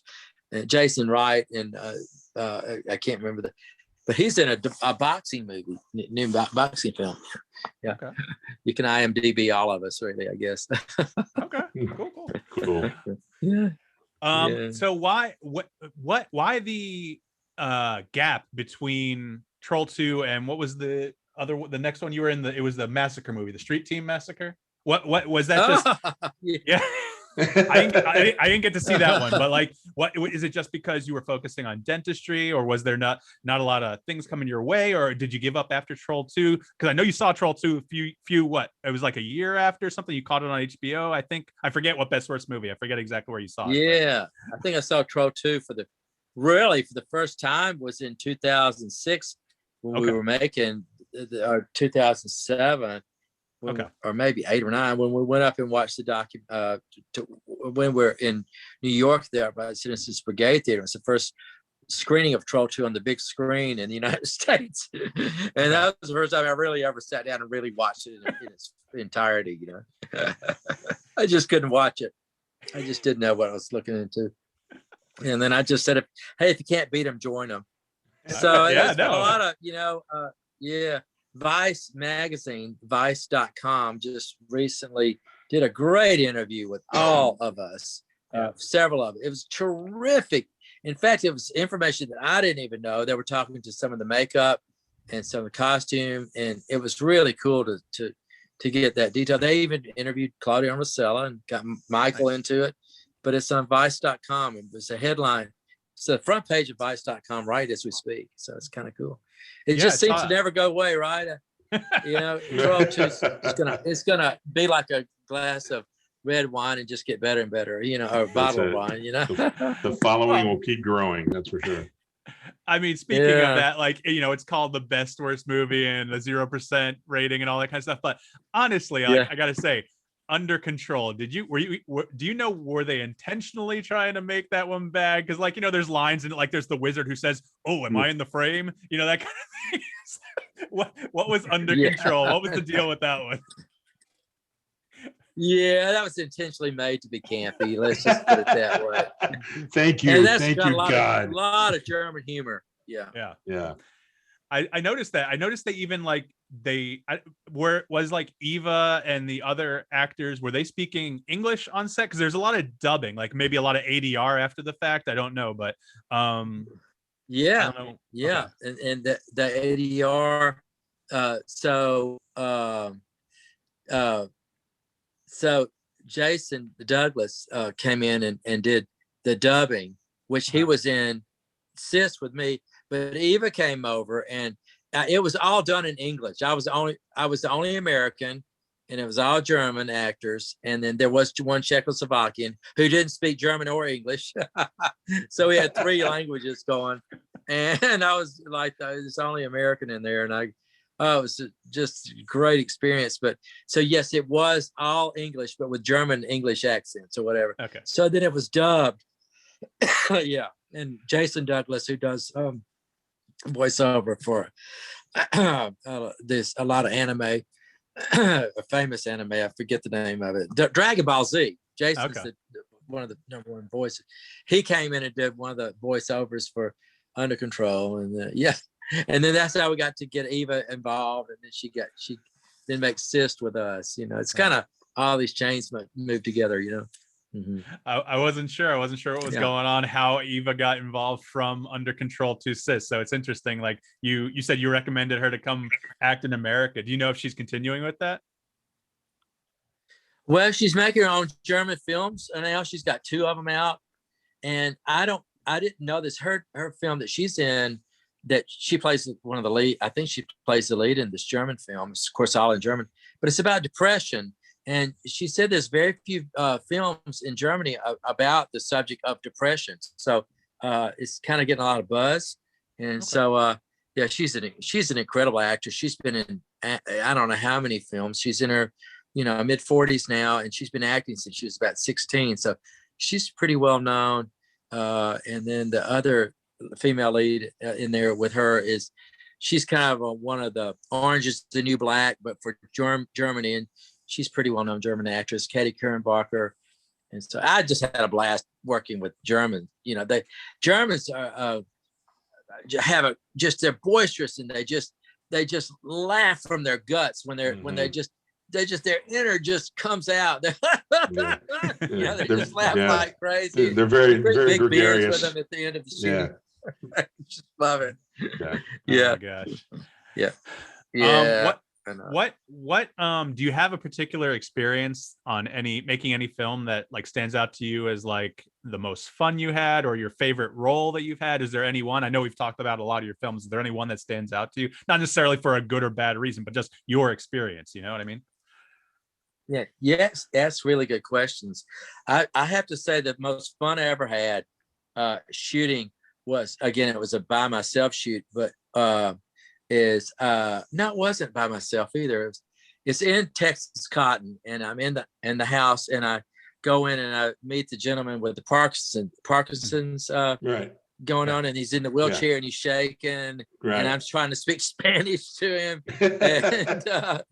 and all of a sudden the gunshots start coming through the window, and everything's, oh shit, we get down, shut up, tell everybody quiet, and then I sneak out of the house. And my most fun experience I've ever had shooting was, I've got my gun with me, right? And I'm jumping off the porch and I'm rolling in the grass, and then I lean my head up against the wall, and then these shots are coming back and hitting the tree behind me, the big willow tree. That's awesome. I just thought, oh my God, this is real movie making. That's action movie making right there. It's so fucking fun. And it's like, it was.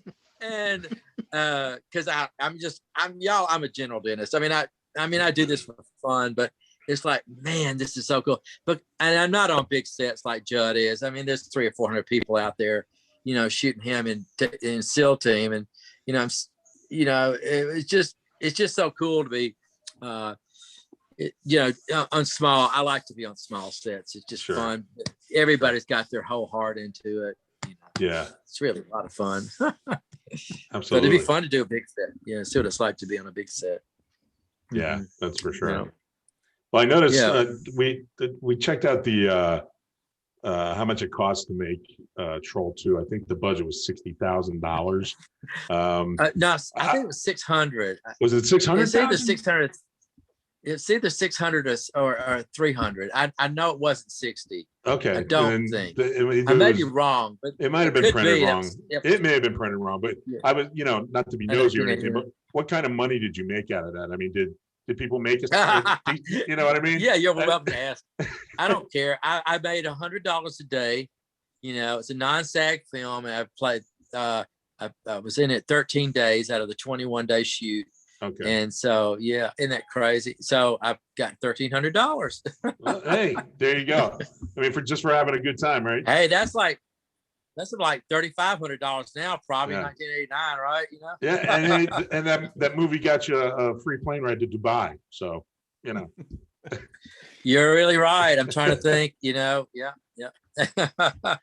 No, I see what Vinny's going off of. IMDb does say it's estimated 65,000, but who knows? That's, like I said, it's estimate. Who knows who put that there? It could have been. No, it probably was that. I don't know.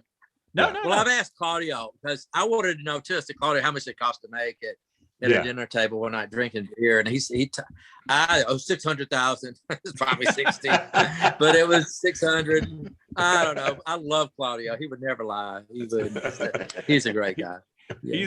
He's great. Like when he's who is he arguing with at that scene in Best Worst Movie where he's at the screening of the film, and he's basically yelling from the audience at that guy, one of the other actors. Oh my God. I don't know if Claudio was being like really pissed off, or if he was just like he was defending his film. And I get that. Listen, I always wanted to be a film director, never have, like, unfortunately, but like I can tell, like, for you. He's defending his work because he made it. He probably wanted to make a good movie, so it just turned out to be the Best Worst Movie. Well, it's so interesting to talk to Greg. It's so interesting to talk to Greg Sestero, and what an honor it was to meet and work with him in CYST. And I mean, gosh, the guy's brilliant. Obviously, he's an incredible writer to write a top 10 bestseller in the New York.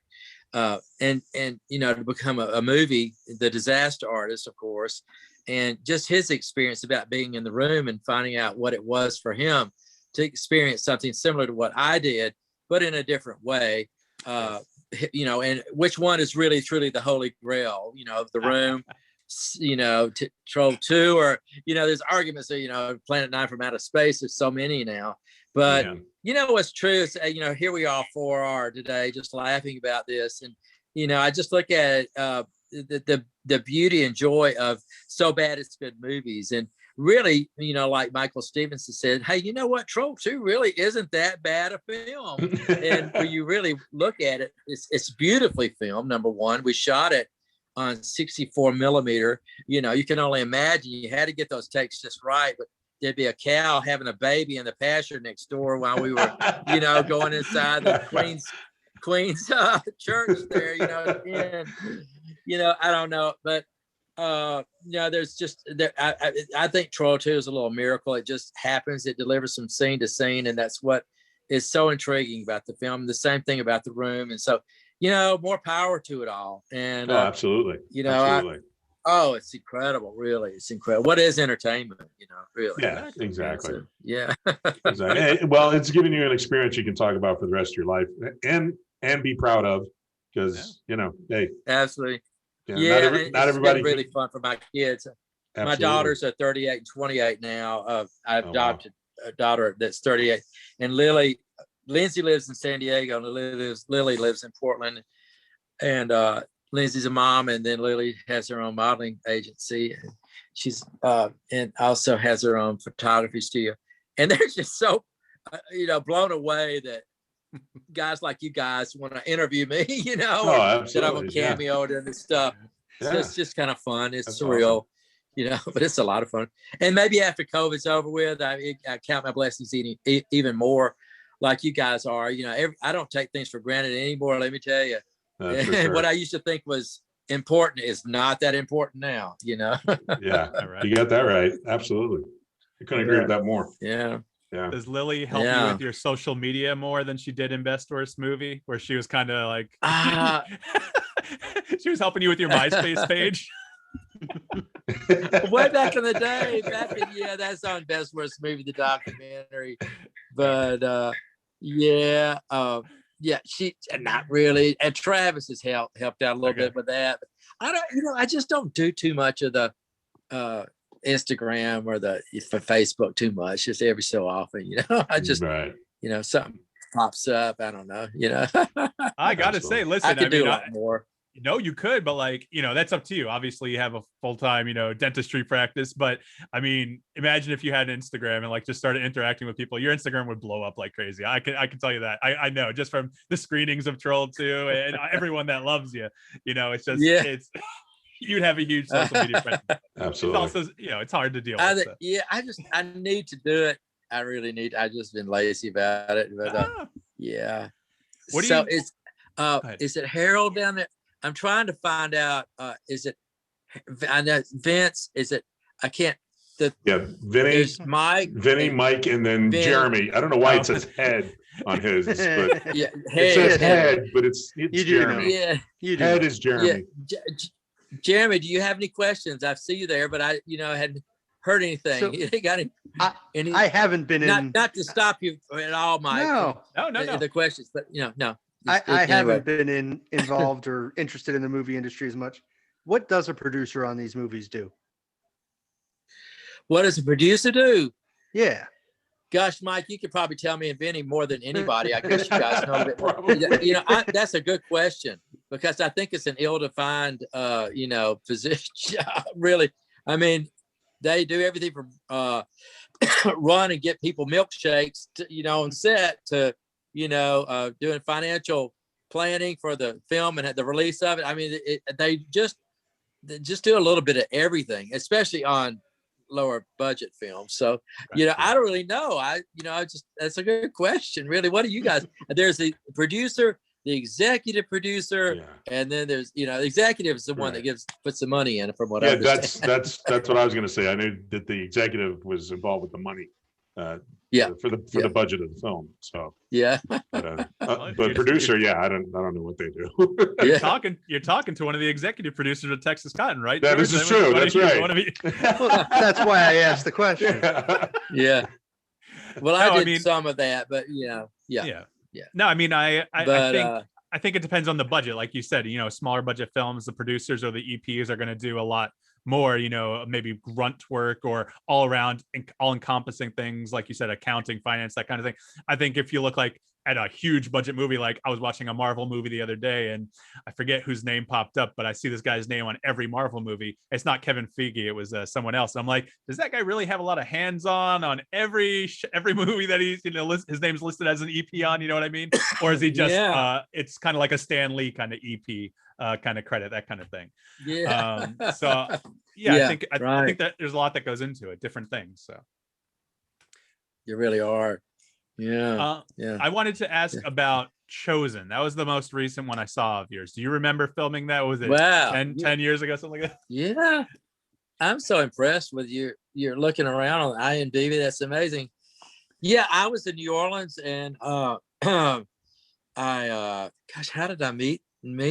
Yeah, like I say, people reach out to me because they love the Troll 2 character so much, and so they'll call me and they say, "Hey, can you do, like you guys, a podcast, or can you do?" I'm doing a voiceover for an anime pretty soon coming up, and a guy in I think he's in Scotland, but I can't remember where he is, Switzerland or something. But it's just fun to do these kind of things. But I met the Paul Dale, D-A-L-E, and his dad came up.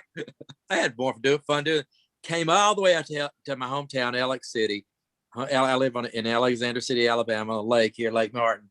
But we went out to a motel room, and somehow they took I play evangelical priest in it, and so they take the cross and put it behind, and they shine a candle behind it, so it's reflecting behind me, like I'm this kind of creepy, evangelical priest, minister or whatever from the South, which I just love doing it.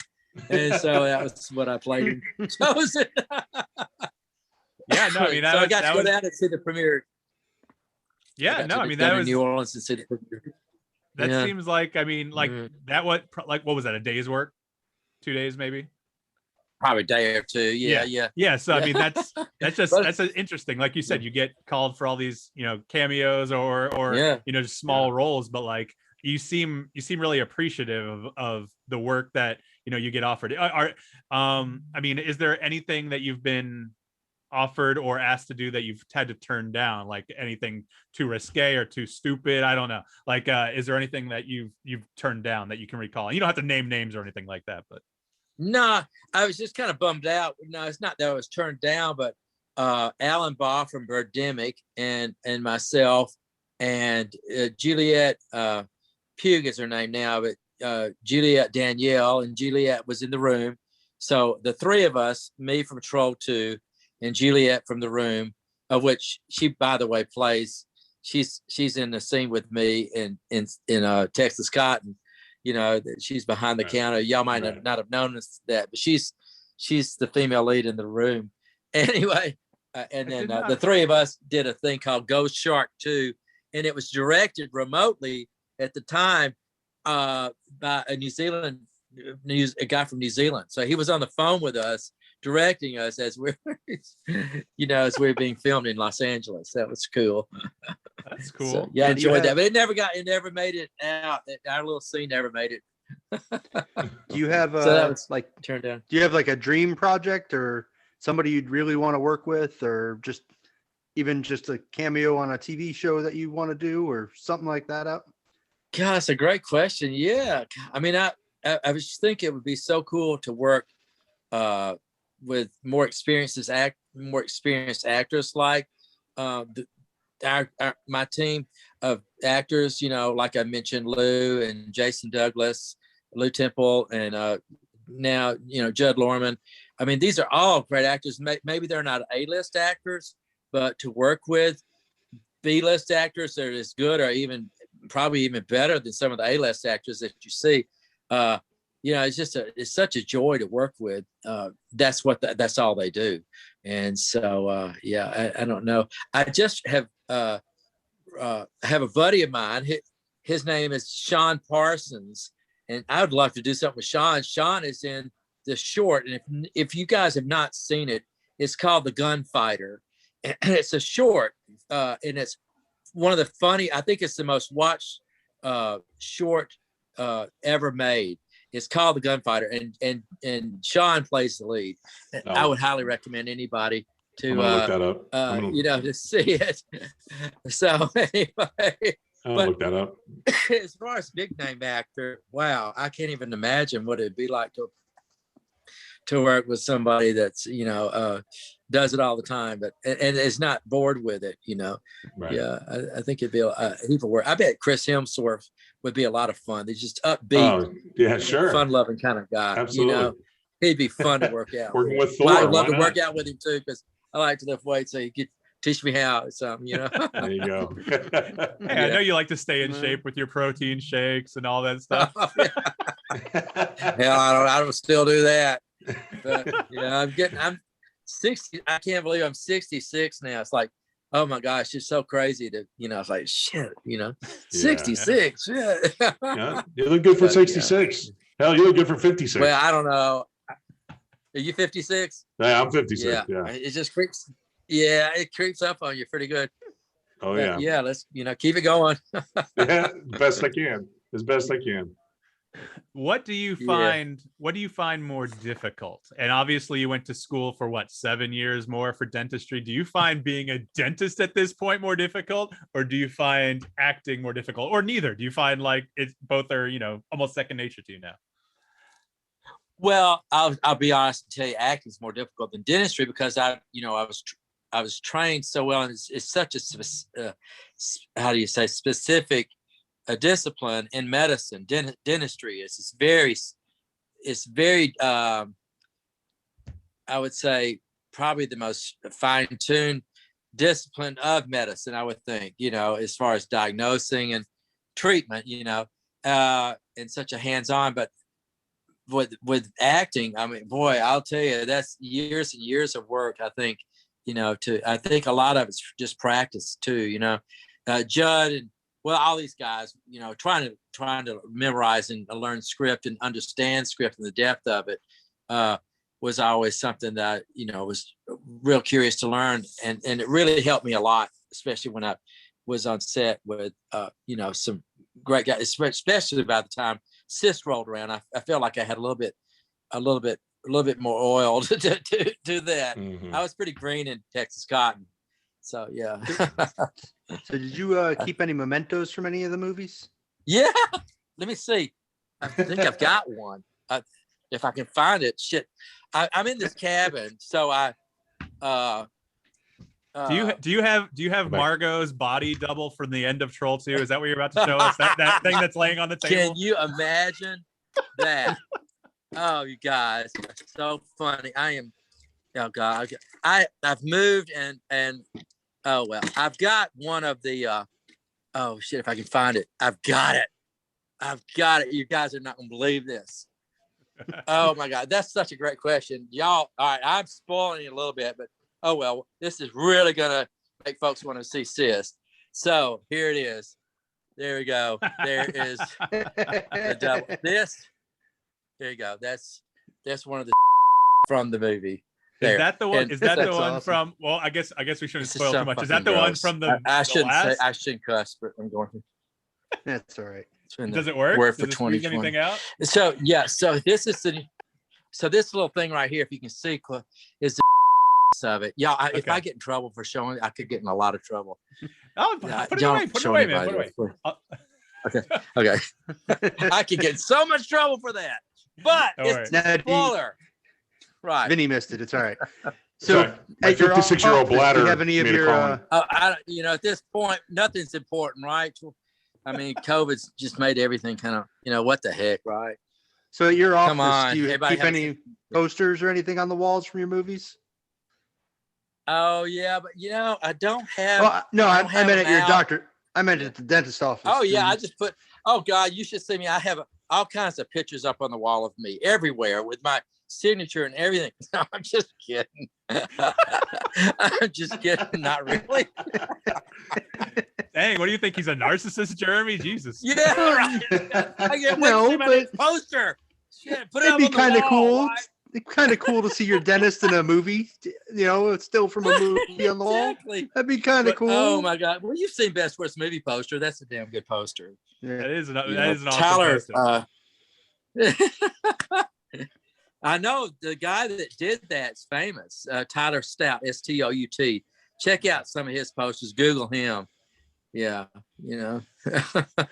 Jeremy So- needs to watch Best Worst Movie. He doesn't know, and I'm not bagging on George here or anything, but they had filmed him in his dentist So office. good. He's like, hey, there's a screening of the movie tonight. Hey, I'm from Troll 2. Did you know that?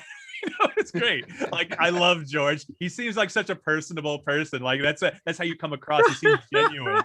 And you Yeah, you love to exactly. get out there what Right. you do. You know what I mean? Yeah, why not? I don't know what I was doing when I made that stuff. It's like, oh my God, why not do? I was such a big cheerleader for it, you know.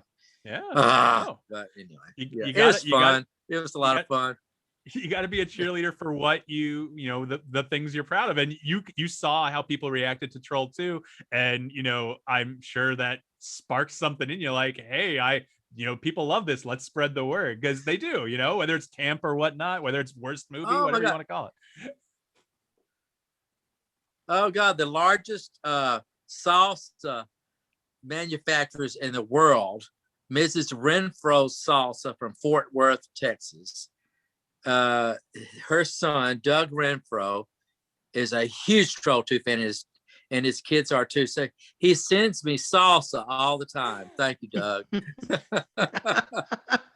Can you believe that? The world's largest salsa. I mean, he showed me his factories, and they've got these millions of salsas coming through on the conveyor belts. And That's awesome. Freaking Troll 2 fan. I've heard that Marie Osmond's a Troll 2 fan. I do. I've heard, I mean, there's so many celebrities that I've heard.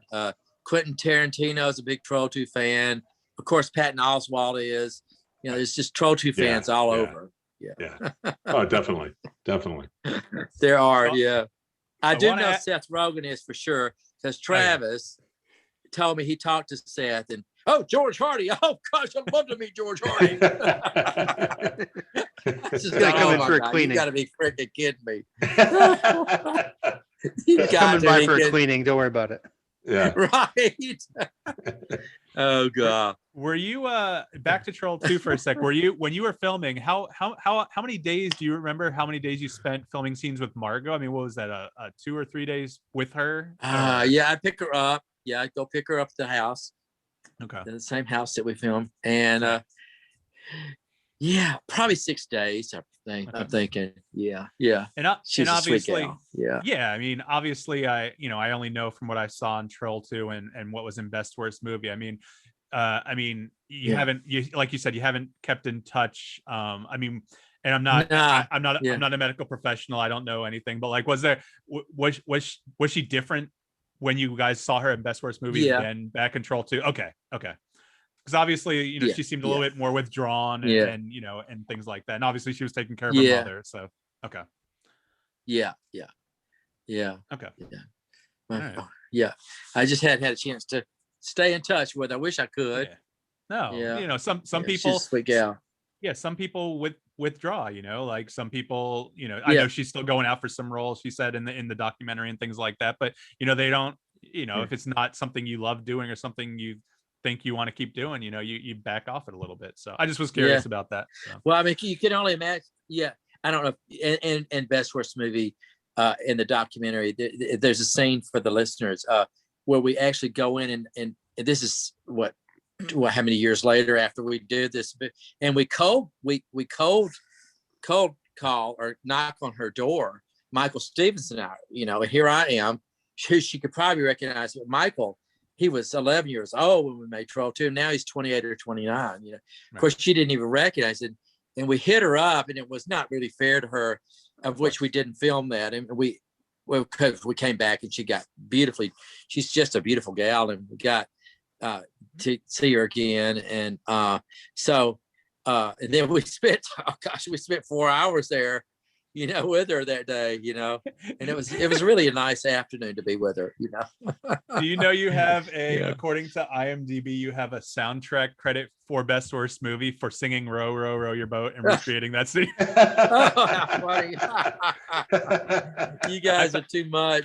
I thought that was hilarious. Into this IMDb too. Yeah, exactly. Yeah. Awesome. I wanted to ask you something. I think Vinnie wants to jump in, but I want to ask you something. It's an old trope that I heard, back from my days of trying to, break into film and everything like that. And, don't go into specifics. I'm asking your financial situation, but I always heard that if you wanted someone to help back your film, that dentists are the ones to go to because they can back films. So like, is there any truth to that? Have you backed any films? Have you had people approach you trying to back I don't films? know about that. I don't know about that one. I did meet a producer, though, an endodontist for films. He's a dentist and endodontist. He's a root canal specialist, and he's a producer, not an actor, for several films. And so I just asking him about at the time Texas for one of the films that I was in, and he was just telling me, hey, you think you're going to try to make money off of an independent film? Good luck. You're not going to make any money off of this. So, That's awesome. Oh, well, hey, you know what? If you're going to put money in the stock market, you could lose it, or you can put it in the film. It's high risk, but why not have a good time when you're doing it, right? Yeah, have something that lasts, and lasts for years, especially nowadays. So. Yeah, my great grandchildren can watch it, right?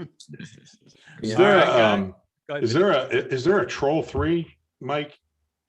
I think there is. Out there? I just don't know. Okay. I think according to Wikipedia, Troll 3 is under control. But that's what I was going to ask. I think it's only because George plays the same character, Michael Waits, in Under Control. Is why it's in sequential order. Too funny. Yeah. Oh my gosh. So, my girlfriend asked that question. She just texted me asking if there's a Troll 3. But there's So I figured that Under Control would be that considered that. But I just got to let you know the experience that we had. Mike was telling me that he was trying to get you to do this with us, and so of course I hadn't seen any of your stuff yet. So of course, like I said, I watched the CYST screener. Then I watched Texas Cotton, and then her and I together watched Troll 2. And we're kind of into the campy horror type movies and stuff like that. And we had just recently seen a movie called House of the Damned, or House of the Demons, I should say, House of the Demons. And we thought that was the worst movie ever made. And then we watched Troll 2. And I mean, no disrespect by saying this, but that is definitely the worst movie we saw. It's one of those things that was so bad that it was good. We enjoyed it. We totally enjoyed watching it. And absolutely. Yeah. And then, but then, I compared it to what you were doing in Texas Cotton. I said, this guy's really got a great range, because he's doing a movie like, Troll 2, and now he's doing things like this. I said, so that's such a graduation into and good. Now, to me, that's a good actor who can do the campy stuff and then step up and do something like Texas Cotton. But I just had to throw that out there, because we enjoy it. We talk about it all the time. We joke about Troll 2 all the time. Oh wow, I'm honored. That is so nice. It's a lot of hard work. Yeah, and really is. And of course we like the people who make it. We like to let them know that we enjoy it, and that what you're doing and what you're making isn't for nothing. So it is. So so just I remember when we were making. Oh, sorry. I was just gonna say, just keep doing what you're doing, George, because a lot of us out here enjoy. Thank you. Yeah, thank you so much. Wow, that's really kind of you to say it. Yeah, I remember when we were making Texas Cotton, I did take some acting lessons in Salt Lake City from a lady named Lillian Chauvin, Chauvin, and Lillian was Raquel Welch's coach, and she coached a lot of. I remember her talking about some of her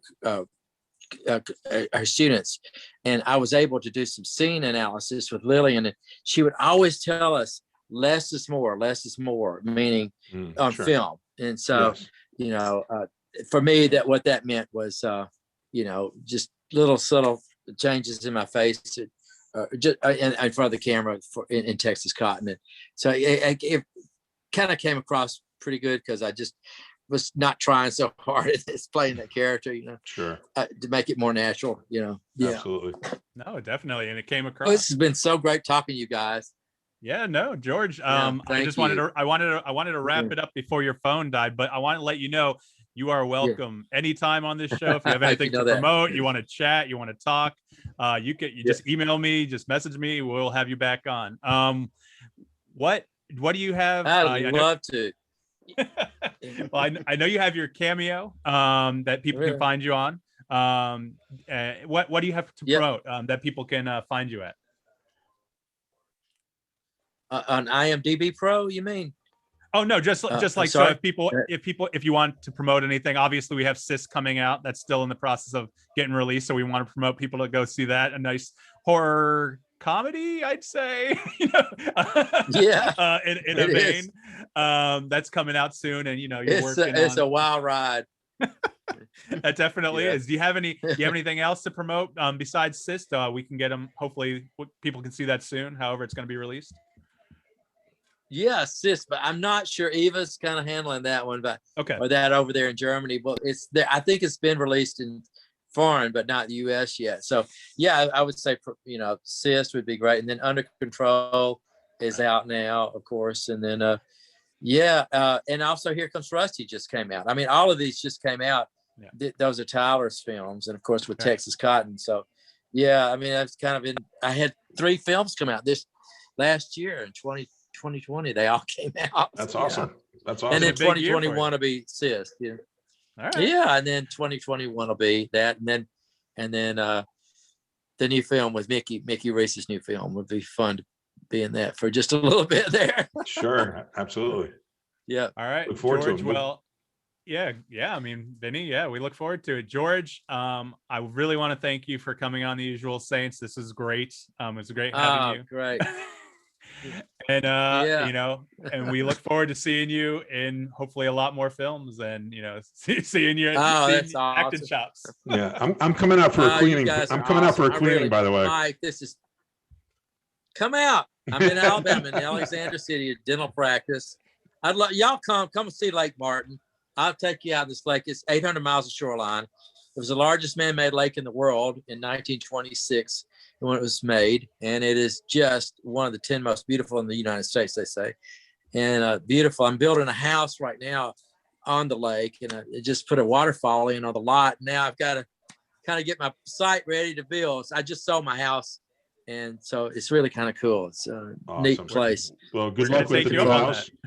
Yeah, come on. Good luck with the new house. We'll come out for some beers on the lake, and then we'll do some dentistry stuff. Yep. All I gotta say is, you guys know this is everybody. It's live life to the fullest now, huh? We just gotta. I know in a year or two when we're all back, after the vaccine's out there and everything, just to have healthy lives and love each other and give each other a big hug again one of these days. Absolutely. Yeah. Thank you. This is the most fun I've had talking to a dentist. Yeah, come on, I'll give you one. You guys have a great day, and again, what an honor to be on this call with y'all. Thank you very much, George. Okay, have a good night. Bye-bye. Take care now. Okay, thanks so much. Bye now. Well, guys, let's take a little quick break. You've been listening to George Hardy, amazing interview on the break Usual where we Saints. don't break. Yeah, but we're gonna break and break. We're not gonna break. We're gonna take a quick break, and we'll be right back. You've been listening to the Usual. Are we breaking Saints. or not breaking? What does it mean exactly? You're going to edit something in here? Hey, George is still here. George is back. Hey, yo, I'm trying. I'm sorry. I'm trying. That's to okay. get out No, of you're here. fine. Do you want me to kick you, George? I don't even know how to get off this thing. I got you, buddy. I'll take care of you. Here you go. Okay. All right, Yeah. thanks, George. Thanks, y'all. Bye-bye. Bye now. All right, there we go. Got him? Okay, cool. All right, That was let me cool. bring us back. Yeah, bring us back. All right, guys, we're back on the Usual Saints. I might leave that part in, just getting George off the definitely. call. I don't know. Definitely gonna leave that in there. That was great. Yeah, Vinnie, you missed, What- you missed it. I Well, got what did he show? we can't. I don't think we can get into it because he said he doesn't know I if asked- he's taking it. Yeah, I asked if he had any props or mementos from the movie, and he What did he showed us show? one. He What showed was us it? something from a movie that hasn't come out yet. Oh, okay. Yeah, He showed us You'll have something to watch from CYST, we can say, but I'm gonna cut that out of the video that I put, even though I say it's uncut. Unfortunately, fans, I'm just gonna blur it out. I'm just gonna do a quick cut just in case. What did he Just put show? something up. I'm not gonna talk about. I'll talk to you offline about it. Oh.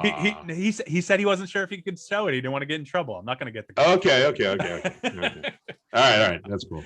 All right, guys. I mean, you know me, I love to keep talking and going and finish our topic list, but I think that interview was just so great. I think we should go out on that.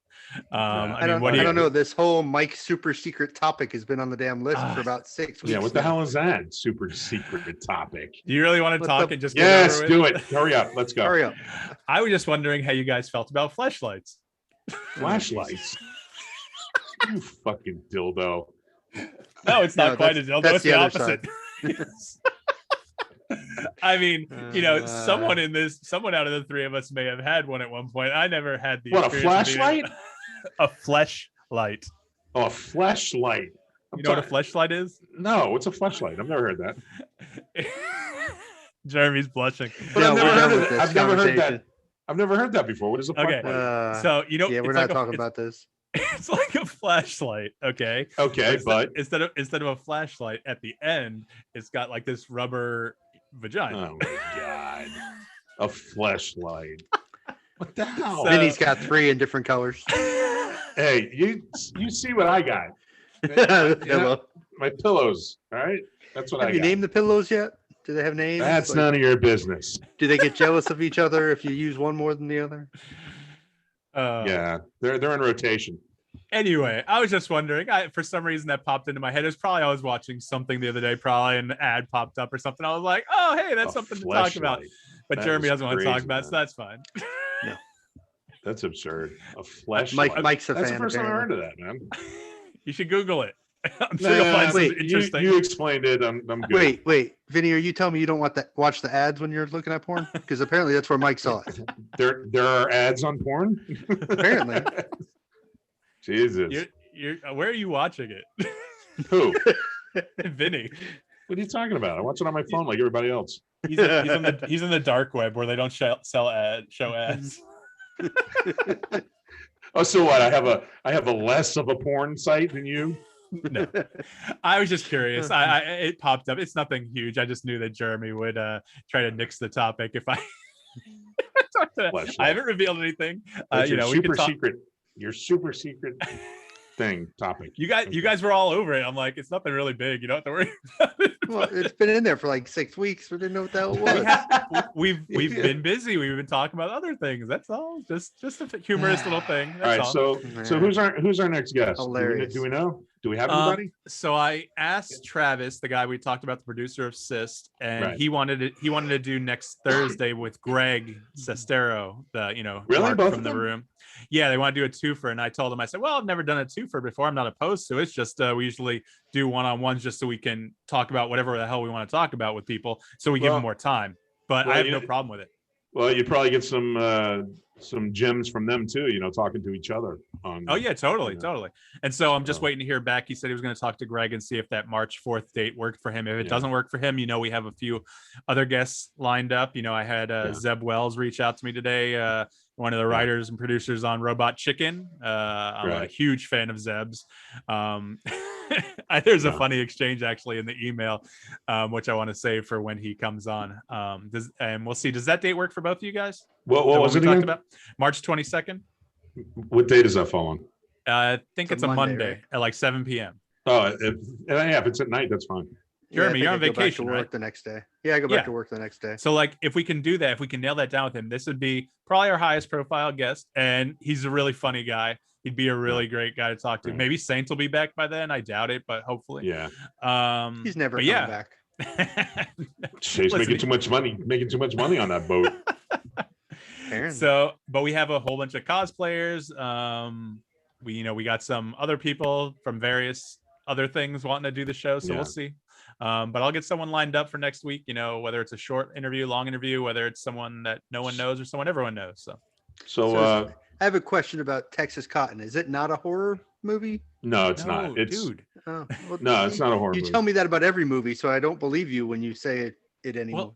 Well, No, it's not a horror movie. Give it a shot, you pussy. Just give it a Yeah. shot and watch it. And it actually only becomes ridiculous at the very end. Oh yeah. But Are we? but- He did say that was released last year. No, wait, was it? I don't want to spoil it. That's all I'm saying. But, Yeah. but Yeah. the end is Well, pretty he- ridiculous. He mentioned the one actor's on SEAL team every week. Yeah, I the don't know. Jug Yeah. guy. who did he play out? Let me look that up. You guys talk. Let me look that up. In Texas Cotton or on SEAL Team? I'm looking. On Texas or Yeah, I'm looking. Yeah. You guys can talk. Let's see. SEAL Team. He's like the. He played Prosecutor Cunningham. Let's see.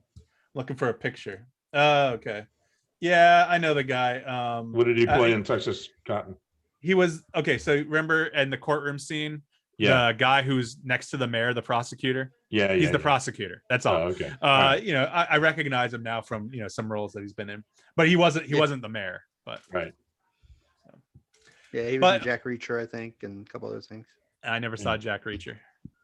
So, are we gonna shy away from political guests now?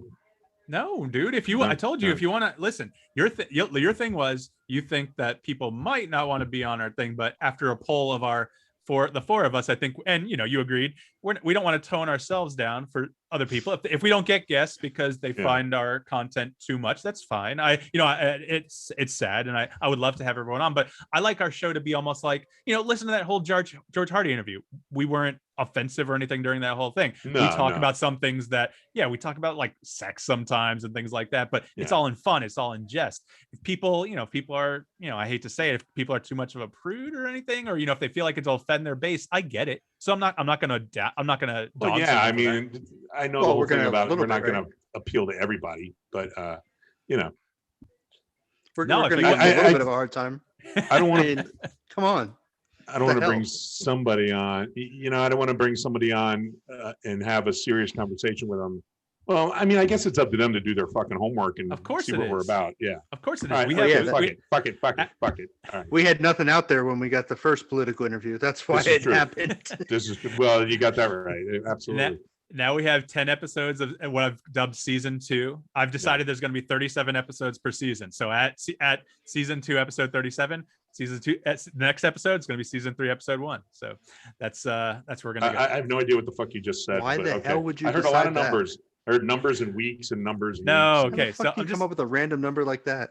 Have you ever seen Clerks? Oh my God. He's like, his girlfriend sucked 37 dicks, and the guy's like, in a row. I love, that's been my favorite number since I've seen Clerks. 37 is my damn favorite number. It's what I use for everything. And so I decided, since season 1 kind of ended a little prematurely, 14 years ago now, we didn't get 37 episodes then. From now on, we're going to do 37 episodes a season. 14 years ago. I know, right? What the hell did we talk about back then? I haven't listened to an episode. Nothing from back then in a long time. I remember doing Chuck Norris facts.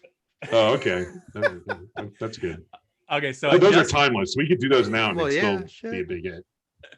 I just uploaded the first episode we ever did, but again, because of the music we played in it, YouTube is spitting it back at me. So I'm trying to mute all the songs in it so it'll at least be playable on YouTube, but it might not be able to do that. But anyone who wants to hear our season 1, it's on our website, theusualsaints.com. Okay. Like I made a separate page for it. They can listen to it as an MP3. Yeah. We're not trying to make money off it, so hopefully no one annoys us about that, and if they do, I'll remove it. I understand. Listen, people, if they do, Vinnie and I had nothing to do with putting it up. That's right. I didn't even know there were microphones on.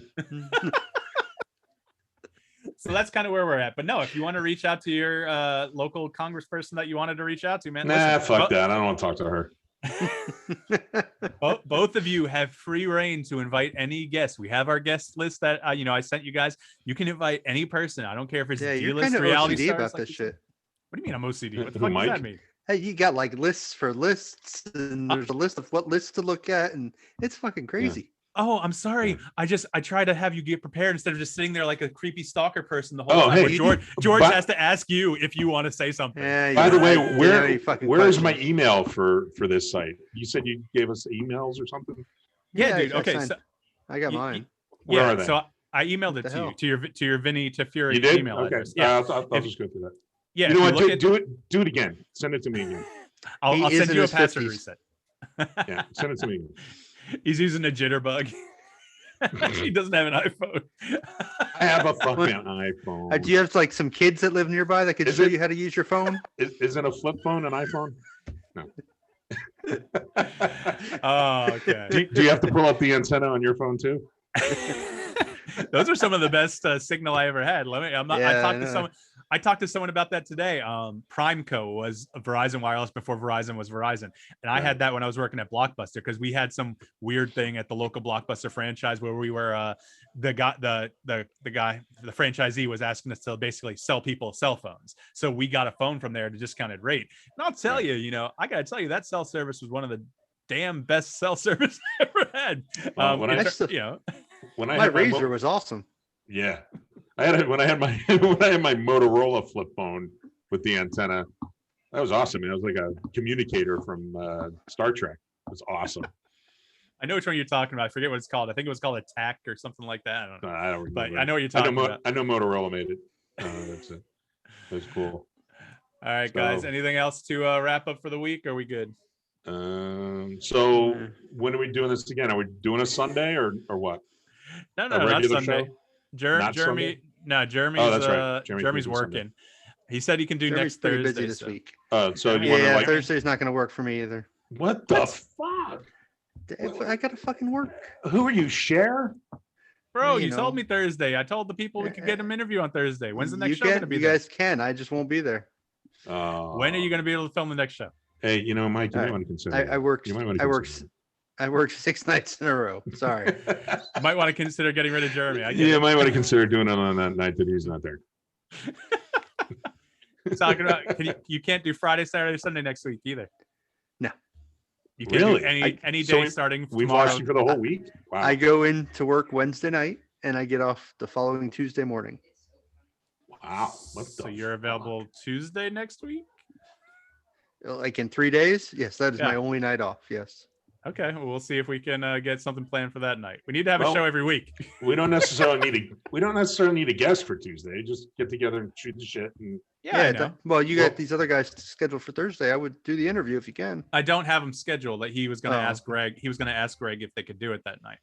I want to ask for you need to get with me, and this is boring stuff for the fans. Hopefully, not too boring, but because we're still recording. Let me know about your days off, because if we can get a few interviews done on a few days, like we talked about with the evergreen content, we can go ahead and get that done, and we can interview a bunch of these people all at one time and just release it one a week at a time. You know what I mean? You people in these terms, evergreen content. What the fuck? Evergreen. You sound pretentious as hell when you say shit like that. You know that, right? You record an interview, and then I understand what it is now. I asked Saint, and he told me, but I'm just saying, it's just you sound pretentious. I don't know how else to put it. Listen, you're saying just now he sounds pretentious? Do I need to explain what pretentious means? Do you know? We record the interviews. Do we need to define it? We record the interviews that week, and then the week we're going to release something. We record a little bit of an intro, just like we do every other time. Mike, that way it's more topical. Mike, we fucking get it, man. You actually went shh for him to be quiet. I did. That's gold. That is fucking gold. All right, we'll talk more. You guys need to just respond to my messages. But if anyone... So when are we doing this interview with George? In there. Jeremy, you're fucktard.